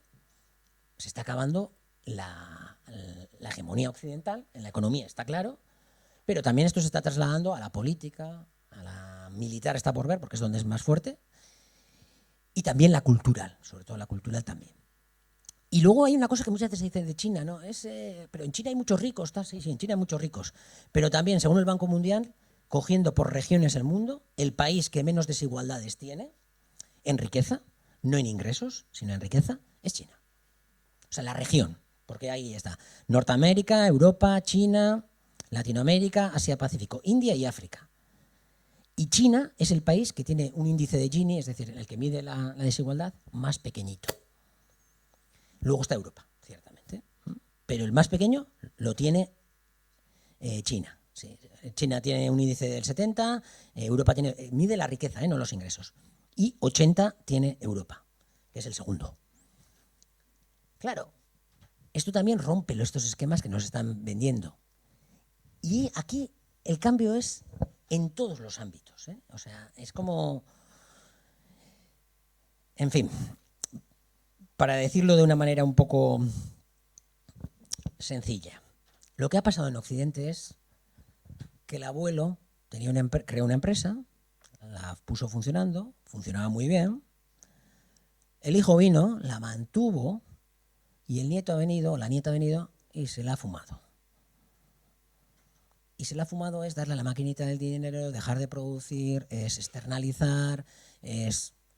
Estados Unidos, en estos momentos, desde que se creó el dólar en 1776, estos son datos hasta 2020, no tengo actualizados los últimos 5 años, pero seguirá por la misma tónica. 1776 se crea el dólar, año 2020, pandemia, ¿no? Si desde que se creó el dólar hasta el año 2020 se crearon 5 dólares, si lo resumimos todo en 5 dólares, de esos 5 dólares, uno solo se creó el año 2020.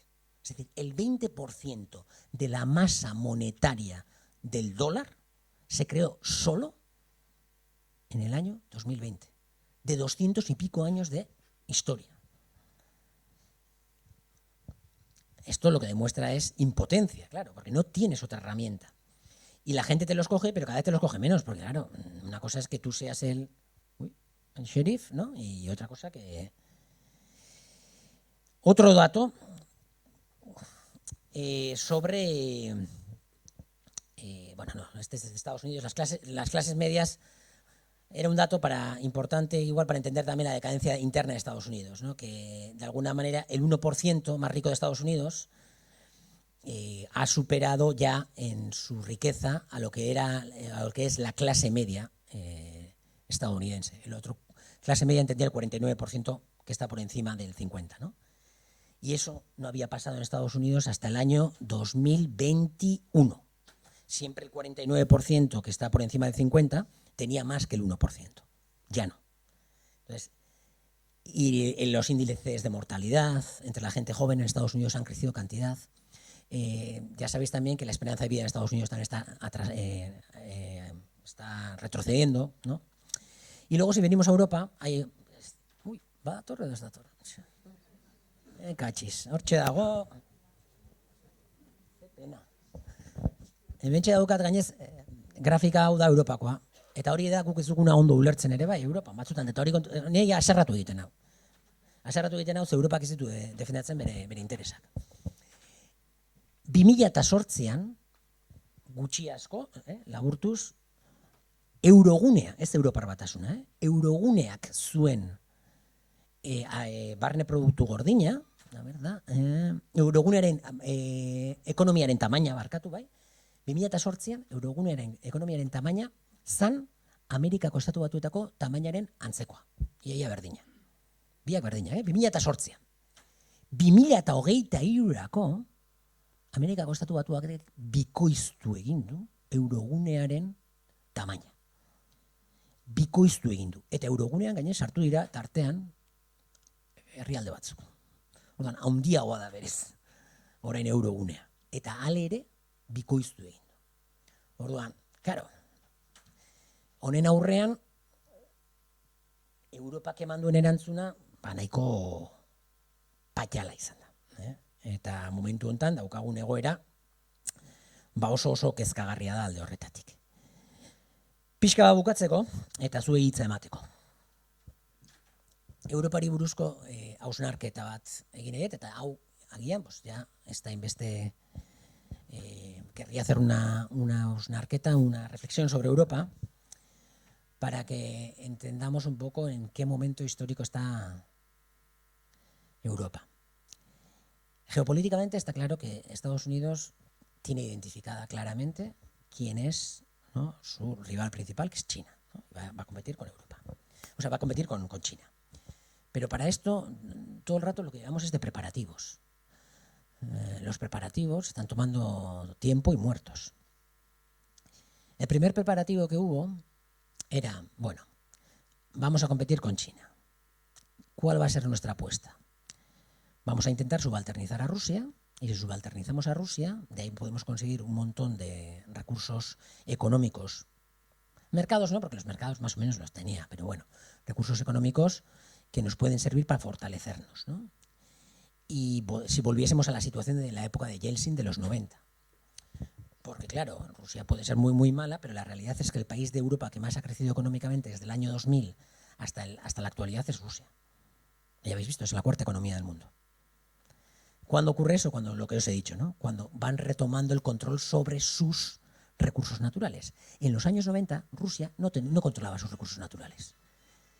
Entonces, la apuesta al principio, ¿cuál fue? Vamos a ir a por Rusia. Entonces, vamos expandiendo la OTAN y vamos a acabar tomando Rusia de alguna manera, no militarmente, porque no se puede, es una nuclear, sino como en la época de Yeltsin, ¿no?, políticamente al menos. Ese plan podía ser, en algún momento, le intentaron vender desde Estados Unidos a Europa, que podía ser atractivo. Nunca lo pensó Alemania. Nunca lo pensó Alemania, que mantuvo relaciones con Rusia buenas hasta el año 2022, de facto, hasta la invasión de Ucrania. Pero, de hecho, sabéis que acabaron de construir el Nord Stream 2, que es un gasoducto que iba de Rusia a Alemania, en el año 2021, septiembre. Ese gasoducto, esa construcción, imaginaos, Alemania la iba construyendo con Estados Unidos al 50%, y Estados Unidos, durante años, le ponía sanciones a las empresas que construían esa obra. Y en el Congreso norteamericano hablaban en contra de cómo vamos a hacer para que no entre en vigor el Nord Stream 2. Ya había entrado uno antes. ¿Qué era esto en el fondo? Había una alianza económica, de facto, a principios del siglo XXI, que era el eje, se le llamaba el eje Berlín, Moscú, Pekín. Cada uno aportaba algo a esa alianza económica, ¿no? Y funcionaba muy bien. Pero ¿eso qué problema tenía para Estados Unidos desde el punto de vista geopolítico? Que perdía a la Unión Europea. Se autonomizaba la Unión Europea. Se creaba un autor independiente, podía crearse un agente, un actor independiente. Y eso es lo que no quiere Estados Unidos, porque desde la perspectiva de sus teóricos geopolitológicos, para poder ser la primera potencia del mundo, tiene que estar presente en el continente euroasiático. Desde el punto de vista geográfico, sabéis que Europa y Asia es un continente, es Eurasia, y así se describe en los documentos estadounidenses para geopolítica. Y entonces, si ellos no controlan Europa, quedan fuera de Eurasia. Y si están fuera de Eurasia, no pueden ser la primera potencia del mundo. Entonces, ahí hubo una pugna entre Estados Unidos y Alemania, y la Unión Europea en general. Ahora nuestros medios de comunicación no nos lo recuerdan, pero Obama espiaba a Angela Merkel, espiaba a François Hollande, ¿no?, y a los políticos europeos. ¿Os acordáis cuando Snowden filtra los archivos? Y esto lo hacían en la época de Obama ya. Y luego había una concatenación de sucesos planificados por parte de Estados Unidos para separar a Rusia de Europa, para enemistarlos. El mejor ejemplo es el golpe de Estado de Ucrania del año 2014, en el que además es que tenemos los audios, cuando dice directamente la viceministra estadounidense, fuck you, que se joda la Unión Europea. Así, lo dice, se lo dice a su embajador. No es ninguna sorpresa. Y dice, y cuando lleguen al gobierno tienen que estar estos en el gobierno, pum, pum. Y estos están en el gobierno en cuanto ocurre el golpe de Estado. ¿Qué buscaba eso? Hacer que la Unión Europea y Rusia entrasen en choque, ¿no? Eso lo ha conseguido. Y al final, en el año 2022, cuando Rusia invade Ucrania, pues ya Europa, que intentó, si os acordáis, todas las entrevistas cuando Macron fue a Moscú y le puso Putin en una mesa allí como en la otra punta y tal, os acordaréis, ¿no? En un sitio imperial ahí, ¿no? O cuando Scholz también va para ahí, intentan, ¿no? Todo el rato. Pero al final, y además lo explicó también Boris Johnson, dijo, los europeos querían que llegásemos a un acuerdo con este, y les dijimos que no, y que nada, que si se atreven, que invadan Ucrania y que haya guerra. Porque sabían, la única condición que puso, y eso también lo ha explicado el secretario general de la OTAN, todo esto son hechos. ¿Por qué invade Rusia Ucrania? Le pide a la OTAN que no entre en la OTAN Ucrania. Y la OTAN le dice no. Y a partir de ahí esperan y dicen, una vez más, no. Dicen, a ver si tienes agallas de invadir. Y acabó invadiendo. Y a partir de ahí, ¿cuál ha sido el relato de Estados Unidos? Al final, ¿cómo intenta Biden enganchar a la Unión Europea en este conflicto, en esta guerra? Le dice, mira, si conseguimos que caiga Putin y su gobierno, tomamos Rusia y vosotros vais, tomamos no militarmente, ¿me entendéis? Volvemos a la época de Yeltsin y vais a hacer mucho negocio. Y nos vamos a fortalecer para luchar con China. Este capítulo está cerrado. Esto ya se ve que no va a pasar. Entonces, y a todo esto un paréntesis, recordar que en suelo europeo se ha hecho un atentado como el Nord Stream 1 y Nord Stream 2 y a los europeos. Y además, meses antes lo dijo Biden. Si Rusia invade Ucrania, le prometo que el Nord Stream dejará de funcionar. Ya está. Y lo dijo también Victoria Nuland, que luego volvió a ser viceministra con Biden también. Y lo dijo también en sede parlamentaria, que es decir, que todo esto estos son cosas que son conocidas. Y a pesar de todo, la Unión Europea, bueno, un aliado mío, haya sido Estados Unidos o haya sido quien haya sido, pero ya está claro que ha sido un aliado, bueno, pues vale, pues ya está. No tengo consideración por mí mismo.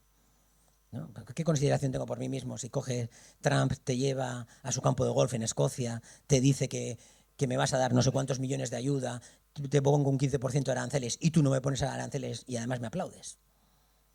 Y me compras no sé cuántos millones en armas. O te cojo y te llevo a la Casa Blanca y te pongo a todos ahí como si fuesen niños ahí, yo el profe ahí, a ver, ¿qué hacéis aquí? A ver si me hacéis caso. O sea, es la humillación permanente, es el nuevo patio trasero norteamericano. Ahora tiene dos patios traseros, Latinoamérica y Europa. Son sus nuevos patios traseros. ¿Y qué hace con los patios traseros? ¿Cuál es su estrategia? Cuando ya se ha visto que ya lo de Rusia no va por ahora, aunque lo intenta de vez en cuando Trump, en su plan de paz para Ucrania tenía una cosa que es, y que Rusia vuelva al G8. ¿Por qué quiere eso? Porque dice, si intento desconectar Rusia de China, vamos aislando China porque esa es la lucha. Esa es la lucha. El problema es que cuando Rusia no va a caer y entonces, por lo tanto, no van a poder hacer negocio los europeos tendrían que tener una agenda propia, su propio interés. ¿Cuál es el interés de Europa? Pues en estos momentos no existe. Nos están chupando la sangre desde Washington para fortalecerse ellos. Lo mismo quieren hacer con Latinoamérica, ponerse muy guapos y fuertes y luchar con China. No sé cómo y ojalá que no con una gran guerra.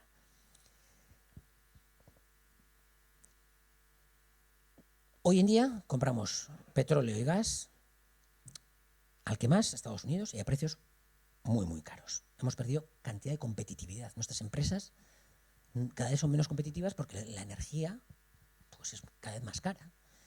Gastamos un montón de dinero en armamento y dicen que vamos a gastar el 5% dentro de poco. Bueno, 5%, y ese dinero ¿a dónde va? A Estados Unidos. Porque tenemos que comprar armamento NATO.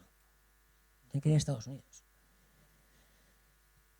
Y además, no contento con ello, nos pone aranceles, el naranja nos pone aranceles y además de los aranceles nos obliga a decirle que vamos a comprar no sé cuánto de su producción.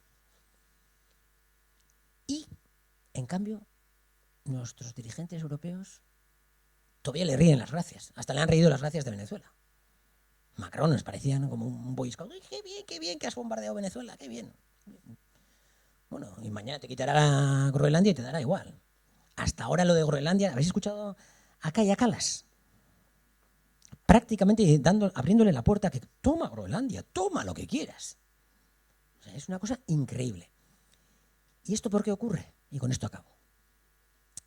Después de la Segunda Guerra Mundial hasta hoy en día, tenéis edad, tenemos edad, hemos conocido muy bien un proceso civilino que va despacito, pero que va calando, y que es muy importante para controlar países también, para lograr la hegemonía, que es la colonización cultural. Llamándolo de forma más neutral, lograr la hegemonía cultural. Nuestras sociedades cada vez se parecen más, nuestros estilos de vida a los estadounidenses, ¿no? Y cuando yo era niño, pues, Estados Unidos culturalmente, a ver, lejos no quedaba, pero quedaba más lejos, más allá de lo que podía ver en la tele en los años 80, ¿no? Pero actualmente el nivel de colonización cultural de Estados Unidos, después de 1950, ha ido penetrando tanto, que su propaganda está muy metabolizada por la población en general y, por supuesto, también por los que gobiernan. Y eso hace que esto no sea los años 70 o los años 60, que a De Gaulle le iban a hacer bailar ahí al lado de Trump. Claro, estamos en otro momento. Estamos en un momento en el que han logrado una hegemonía cultural tan grande que pueden hacer lo que quieran. Casi parece eso. En algún momento vendrá alguna reacción, pero la reacción que viene es fea, es de ultraderecha. Es casi como una mezcla de Trump y Meloni, una cosa así, ¿no? Lo que se nos aproxima. Entonces, la situación, desde el punto de vista cultural, yo creo que es clave para entender lo que ha pasado. Y yo lo veo en la universidad. La universidad, hoy en día, todas las referencias trabajamos en inglés, en gran parte. Todas las referencias académicas en su día estaban las francesas, alemanas, europeas. Eso ha desaparecido. Todo es anglosajón, británico y americano. Hay que escribir y publicar como ellos quieren, y la carrera se hace alrededor de eso. Pero para eso también, desde los años 50, Estados Unidos, ¿qué hacía con los profesores universitarios? Uy, te doy becas, vente a Estados Unidos, no trabajas, mantienes tu salario de allí y además tienes un salario de aquí bien gordo. Y así que te vamos haciendo? Te vamos biguntzen joaten naiz, zure posizio Amerikako estatu batuekiko. Eta empatia lortzen joaten naiz zuekiko. Eta kulturalki nire hegemonia inposatzen joaten naiz. Egia da, 90. hamarkadatik aurrera, Amerikako estatu batuetara ja gutxi joaten dira mendebaletik. Joaten dira, baina gutxiago. Zergatik? Berlingo harresia erortzen da, eta orduan diru hori nora bideratzen da. Herrialde berrietara. Konsideratzen zen, horietan oraindik asko dago kolonizatzeko, hemengoak ja nahiko kolonizatuta dauzkat beraien buruak, ezta? Eta, bueno, jarraitzen dute programa horiek, Fulbright eta guzti horiek, baina gutxiagoekin. Eta horri buruz gainez, ez da sekretu bat, gauza dute Ipar Amerikarrek. Gauzak idatzi eta esan egiten dituzte. Eta idatzi, edo desklasifikatu. De hecho, desklasifikazioen artean, guk badaukagu ere, badakizute pen kluba adibidez. Pen kluba subentzionatua eta indartua izan zen Amerikako estatu batuengatik, eta hori desklasifikatuta dago, FIAk indartu zuen. FIAk. Eta horrek zer egiten du mundu guztian. Uler dezagun nola funtzionatzen du beraiek zeutena soft power. Eta soft powera gurekin hain ondo funtzionatu du, azkenean, badirudila gure buruzagiek eta ez dutela lehenesten gure interesa. Eta horretan gaude. Baina, bueno, hemetxe usten dut eta zuen txanda.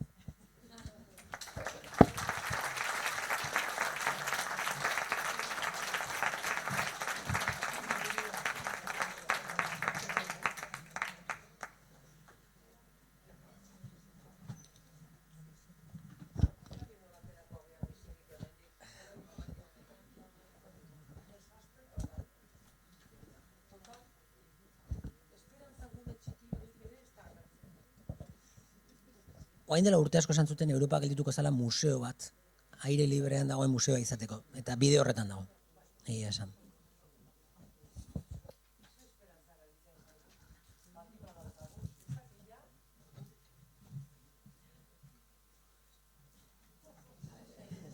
A ver, esperantza izpiren bat ikustea, zaila da orain, eskegia da, oso garaitxarrean gaudela.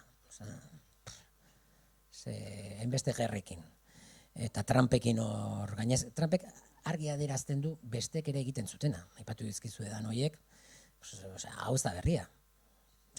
Obamarekin etortzen zen. Baina egia da Trumpekin azkartu egin dela, eta batez ere ikusten da Europar Batasunak ez dakala agenda propio bat. Ez daka da gauza bat sinesgaitza dirudi. Eta gero ez dut hitz egiten, ez dakidak izuten Europar Batasunean momentu honetan ere, ez dute arlo politikoa hitzekin. Baina arlo politikoa hitz egingo bagenu, hasi naiz esanez, Estatu Liberal Demokratikoa bukatzen dela nazioarteko harremanetan, orain ja Europar Batasunean etxean bukatzen ari da. Adibidez, Europar Batasunak santzioak jartzen hasi da bere herritarrei. Horrek zer esan nahi du? Santzioak zuzenbide estatua urratzen dute. Zer dira santzioak? Leheno, santzioak jartzen dituzte legez kontrakoak dira santzioak, nazioarteko legediaren arabera legez kontrakoak dira. Santzioak bakarrik jarri ditzazke Nazio Batuen erakundeak. Nazio Batuen erakundetik kanpo, bakigu, Europar Batasunak, Amerikako Estatu Batuakek, santzioak nahi beste jartzen dituzte. Hori bakigu. Baina orain arte, segiten zan, jartzen zan, kanpokoekin, gutxinez ez etxekoi. Orain, Europar Batasunean, santzioak jartzen dira etxekoi ere bai. Adibidez, abenduaren 15ean, 40 piko pertsona sartu ziren, eta horietako batzuk Europar Batasunekoak, eta santzio hori zer esan nahi du? Jartzen zutenean santzio bat, kasu hortan jarri den santzioa da, ezin dutela bidaiatu, eta bere iturri finantziero guztiak izoztu egiten direla. Orduan, zure bankuak eta ezin dituzure, bialtzen zaituzte, eriotz sozioekonomikora. Ezta? Eta zein da argudioa? Argudioak askotarikoak izan daiteke, baina batzu beti orain gehien erabiltzen dena pro-errusiar mezuak ematea. Horietako bat izan da, oso famatua izan da, NATOko general bat. NATOko general erretiratu bat, Bruselan bizi dena, berez hau Suitzarra da, Bruselan bizi da, Suitzako generala izan zen, eta NATO nere lan egin zuen inteligentzia zerbitzuan, eta horregatik bizia Bruselan, zan dago NATOko egoitza. Eta honek, ematen zituen bere iritziak eta YouTubeko kanaletan eta guzti hori, eta konsideratu dituzte pro-errusiarrak direla iritzi horiek. Berak ukatzen duena, baina edukia berdin du. Hemen hitziten egena da, zergatik santzionatu dute. Hori delitua da? Ez, adierazpen askatasuna dagoelako. Orduan, delitua balitz, zu justiziara zoaz, eta han, zure burua defendatu dezakezu, ezta? Eta ikusiko da, eta gero eta egongo da ebazpen bat, eta baldin bago ebazpen horretan esango izute zenbat denborarako zauden santzionatuta o lo que sea. Hori da zuzenbide estatu bat funtzionatzen duen moduan. Gero, demokratikoa baldin bada adierazpen askatasuna defendatuko luke, baina hori beste gauza da. Zer egiten du Europar Batasunak? Europar Batzordeak beraiek jartzen dituzte santzioak, zuk ez dakizu ezer, goizetik gauera, santzionatzen zaituzte, sozioekonomikoki behartxu bilakatzen zaituzte, ezin duzu bidaiatu, eta gainera, ezin duzu defendatu, ez duzu aukerarik izan defendatzeko, eta ez dakizu zenbat denborarako gainera. Baina, badakizute, Europar Batasunan ere zentsura existitzen dela. Hedabide batzuk zentsuratuta daude. Badirudit, berriro ere, Berlingo harresia guk montatzen ari garela. Orain hemen zentsura existitzen da, Baina, badakizute, Pablo Hasél, rapero bat, preso dagoela, bere hitzengatik. 5 urte daramatza, preso. Hori adibidez, Amerikako Estatu Batuetan ez da gertatzen. Hori ere diferentzia da. Amerikako Estatu Batuetan egia askatasunekiko, ez demokrazia, baina askatasunekiko, eta igatzen ari dira, bertan ere askatasuna, baina askatasunerekiko, askatasuna ulertuta zu nahi duzuna esan alizatea, adierazpen askatasuna, mugitzeko askatasuna, hori askozaz zainduagoa dago, ze da oso konstitutiboa Amerikako Estatu Batuetakoa. Amerikako Estatu Batuetan ez dago zentsuratuta, adibidez, Errusiar edo Iraneko telebistarik, ez dago zentsuratuta. Edo ez dago Amerikako Estatu Batuetan ez dizkiote jartzen santzioak bere herritarrei. Hori da berein muga gorri bat, ere bai. Berein herritarra dijoazte justiziara, zeo zer, oker egin baldin badute. Baina, karo, gurean, nola, ez da delitua, ez da delitua, baina santzionatuko zaitut, nola? Gobernuaren bitartez, exekutiboaren bitartez. Hori da zuzenbide estatua borratzea. Eta hori gertatzen da Europar Batasunean.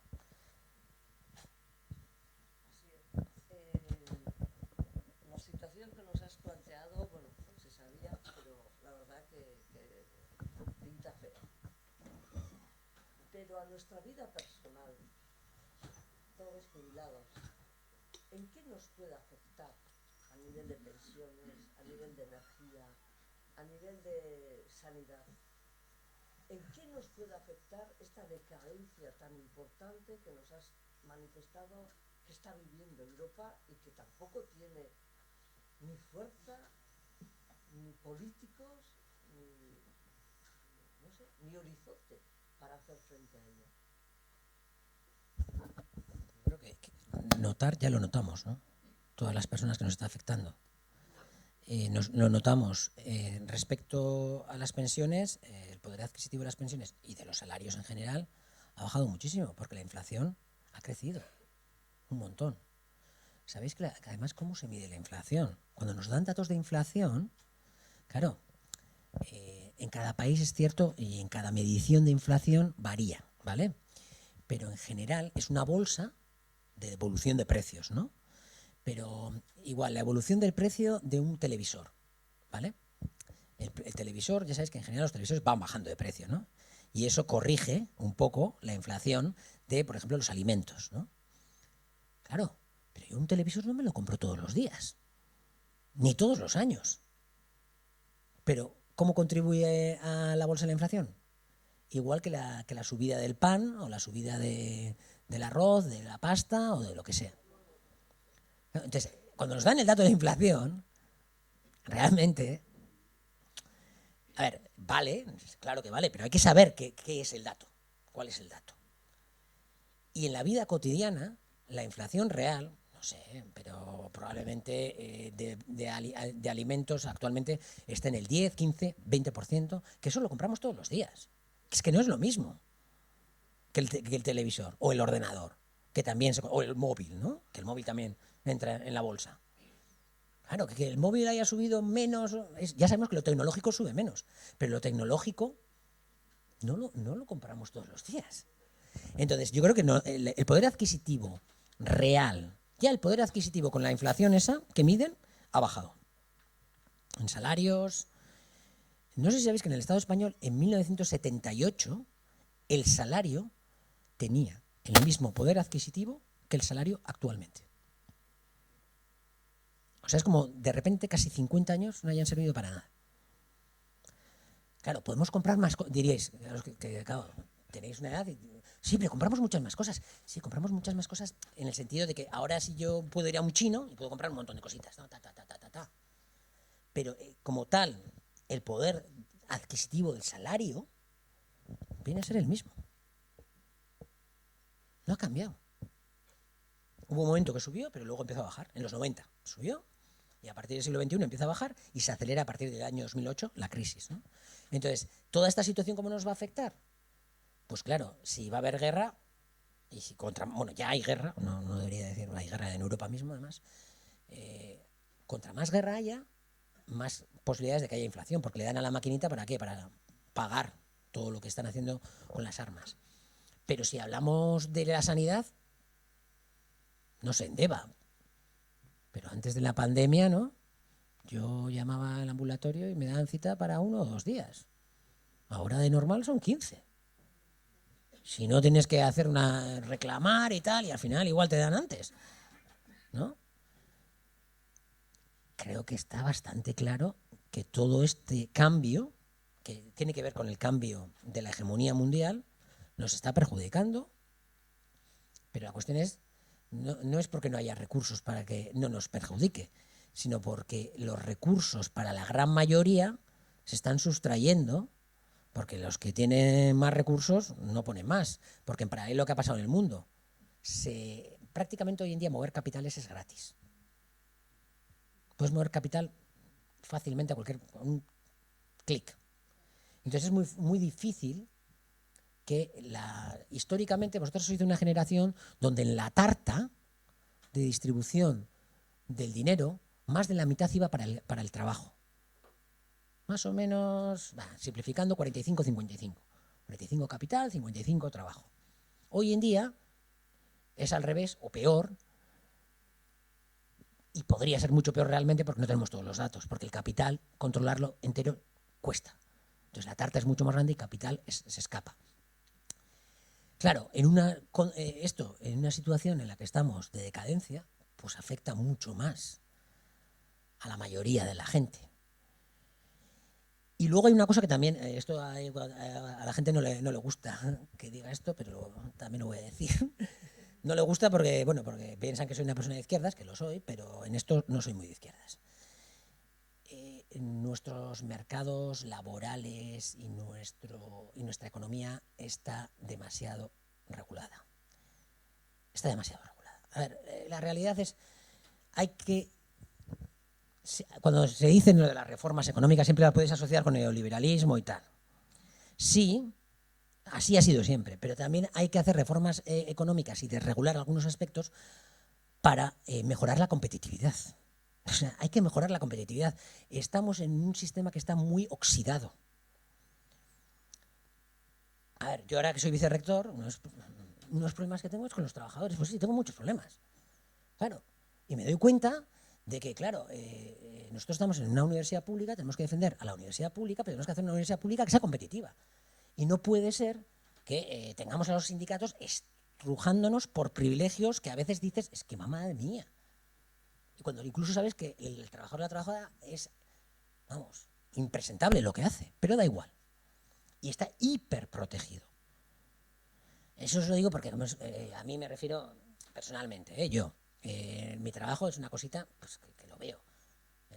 Tenemos ahora mismo a una persona que tiene un 85% de desgaitasuna, 85%. Y claro, esa persona hay que ayudarle a ir a la clase, al máster, ¿no? que está yendo tal. Pero claro, el máster es de tarde. ¿Cómo consigo yo que un trabajador o una trabajadora se quede a partir de las 4:30? Falta de flexibilidad. Esto es una cosa pequeñita, ¿no? Una tontería porque es en la administración. Pero esto hay que también verlo en toda la economía. Porque si no somos un país industrializado, si no tenemos empresas, si no producimos, da igual el sistema económico que queramos aplicar, más o menos socialista, más o menos capitalista, da igual. O sea, lo primero es generar riqueza y además que generan buenos puestos los industriales. Y para eso, las regulaciones en la Unión Europea y las regulaciones a nivel estatal son impresionantes. Y ya sé que no gusta que diga esto porque parece como que estoy yendo contra el estado del bienestar. No estoy yendo contra el estado del bienestar, sino digo que necesitamos un estado del bienestar del siglo XXI y adaptándonos a las circunstancias del siglo XXI. Nuestro estado de bienestar está generado en el siglo XX. Los derechos sociales y económicos se generaban a través del trabajo, que el trabajo era un trabajo, si llegabas ahí normalmente estabas toda la vida en ese trabajo. Las circunstancias han cambiado, estamos en un mundo global. Los horarios tienen que flexibilizarse. Y muchas cosas más se tienen que flexibilizar que no quiero entrar ahora a decir. Y se puede hacer desde un pensamiento progresista o se puede hacer desde un pensamiento neoliberal. Y cuando se hace, normalmente se hace desde un pensamiento neoliberal y muchas veces ni se hace ni de uno ni de otro. Y estamos sin hacer una cosa y otra y entonces desde el punto de vista de la competitividad, pues en Europa estamos como estamos.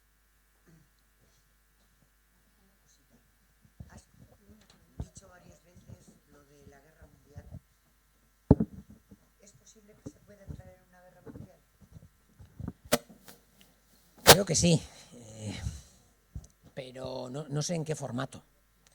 De hecho, los historiadores quizás nos dirán en alguna ocasión que hubo una guerra mundial y que no fue asincrónica, ¿no? Que se iba extendiendo durante años en diferentes escenarios, pero que iba saltando y que no fue a la vez, ¿no? Que no eclosionó a la vez. Hay algunos autores que defienden eso. Yo la verdad que no me he puesto a pensar demasiado en ello, si estamos o no, pero que estamos en un conflicto global está claro.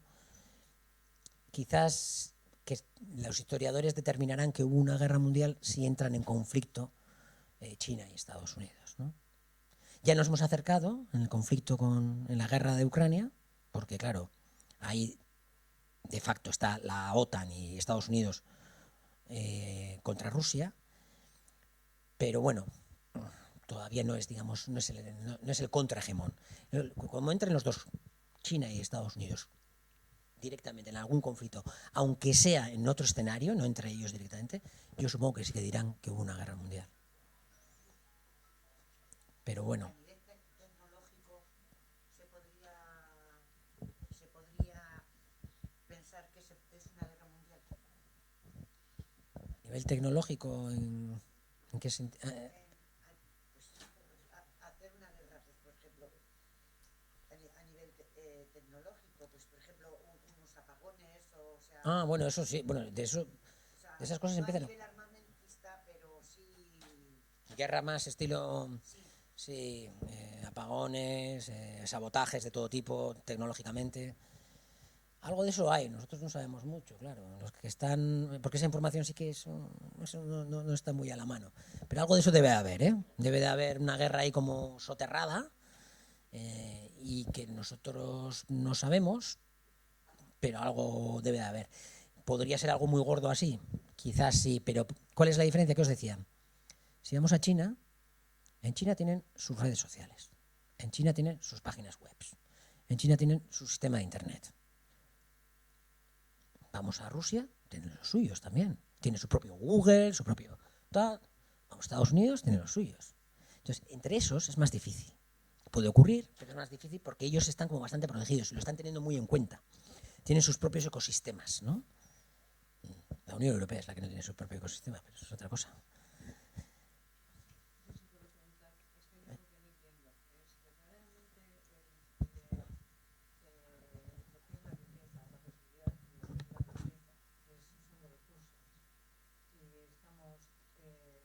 Imitando que los trabajadores, yo veo en la televisión, veo que están los agricultores en la carretera, nosotros no hay una protección por parte del gobierno del sector primario. No entiendo, es como si estuviéramos echando piedras contra nuestra propia cabeza. ¿Qué motivo o qué razón puede haber para que Europa o nuestro país vayamos en contra de lo que podría ser nuestra riqueza, nuestra posibilidad de ser autónomos?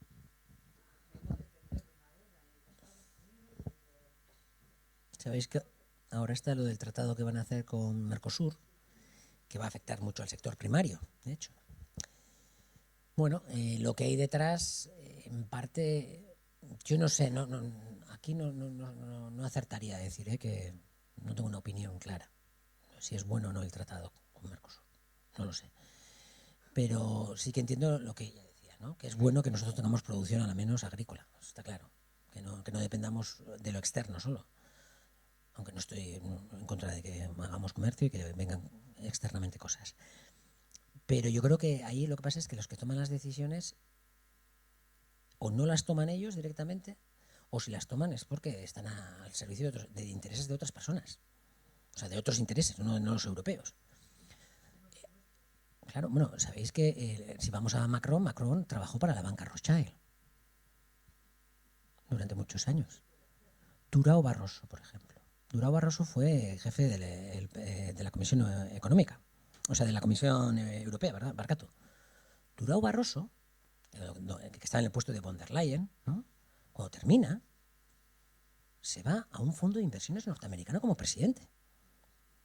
¿Por qué Durão Barroso, el maoísta, que era maoísta de joven, ya sabéis que vosotros sois de esa generación y sabéis que ahí había muchos istas, pues este que era maoísta y que fue presidente de la Comisión Europea, termina y se va a Goldman Sachs como presidente.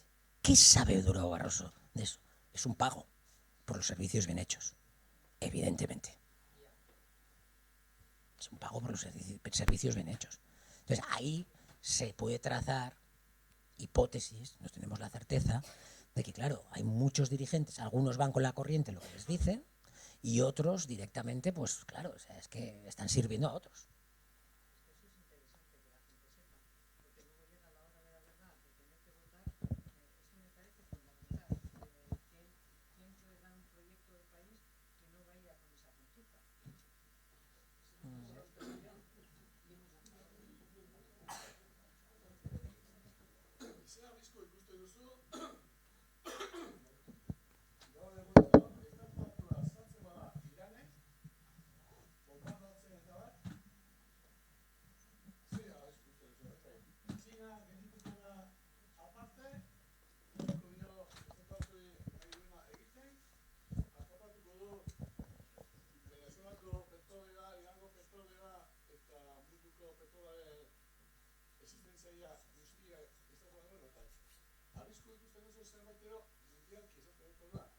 Bai, agertoki bat izan daiteke, Iranekoa.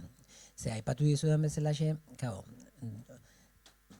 berrindartze prozesu horretan Amerikako Estatu Batuakek dolarra nahi duna da pixka bat indartu. Eta indartzeko ze behar du? Esan behar du, bea, nik kontrolatzen baldin baitut, Venezuelako petrolioa, Iranekoa edo denalakoa, baliabide Groenlandia eta hori, honek bermatuko dizu dolarraren atzean badagola indar bat, badagola zeo zer, ezta? Ez orain bezala. Horregatik horretan dago sartuta, saltza horretan. Dena den, Iranekoa oso arriskutsua da, ze Iranekoak bai nire ikuspegitik da azken fitxa bat izango litzateke, segurenik. Segun nola gertatzen da. Claro, gerta daiteke gauza bat, orain dela hilabete batzu gertatu zena bezalakoa, ezta? 12 eguneko gerra hori, eta orduan gelditu eta aurrera. Baina Iran kakotxartean erortzen baldin bada, Txinarentzat oso garrantzitsua da. Zeira, Txinak daukan arazoa da bere produkzioa ateratzeko, itsasoz ateratzen duena, atera behar du Amerikako Estatu Batuetako basez inguratuta dagoen itsaso batean. Osea, edo zen momentutan Amerikako Estatu Batuakek itsasori itxi dezake. Eta horrek eraman dezake, hor gerra bat egotera itsasoan, horrek eraman dezake. Baina hori gertatu aurretik, zer gertatzen da? Txinak bere produkzioaren parte handi bat ere ateratzen du lurrez, eta ateratzen du Iranetik. Iran oso importantea da, Iran oso aliatu garrantzitsua da ekonomikoki Txinarentzat, eta hor aldaketa egongo balitz, Txinarentzat oso arriskutsua litzateke. Gainera, hor, Iraneko kasuan, eroriko balitz, diodana da, azkeneko fitxa da, erresistentziaren ardatza bezala izendatu zena garai batetan. Zela, Libano, Siria, Irak eta Iran. Hau da, pixka bat, Israeli aurre egiten zion ardatz hori, eta BRICS-ekin lotuta zegoena modu batera edo estera. Hori erortzen baldin bada, bueno, Palestinarenak egin du, jazta, ja orduan hor akabo. Bueno, akabo bidean dago, baina segurenik Palestinarenak egin du. Eta zeia Sirian aldatu da gobernua, Libanon ere oso kontrolatuta dokan momentu honetan, ez da noiz benka ere, bakizu Espainiako ejertzitu ere bombardeatu dula, ez da? Libanon. Bueno, orduan, faltatuko litzaioken fitxa hori da. Fitxa hori, eske zaila da pentsatzea Txina sartzen gerra batetan. Txina ez da sartu gerra batetan, 1978tik, okerrez baldin banez, 50 urte daramatza inolako operazio militarrik egin gabe bere mugetatik kanpo. Baina hor laguntza eman dezake Txinak, pixkat egin NATOk egiten duena Ukrainan. Horrelako zehose. Horretara igual bai gerturatu daitekela. Nik Txina sartzen ez dut ikusten. Baina gerra hori oso potoloa litzateke.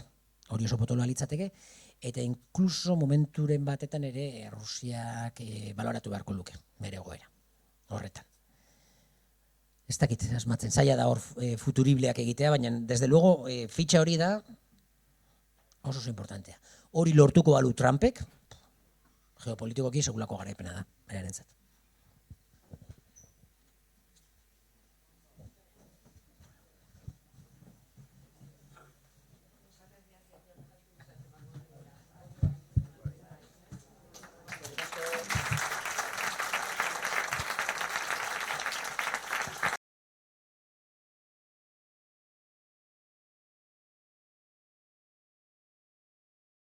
Aurkezten Asier Blas, Hernaniarra da.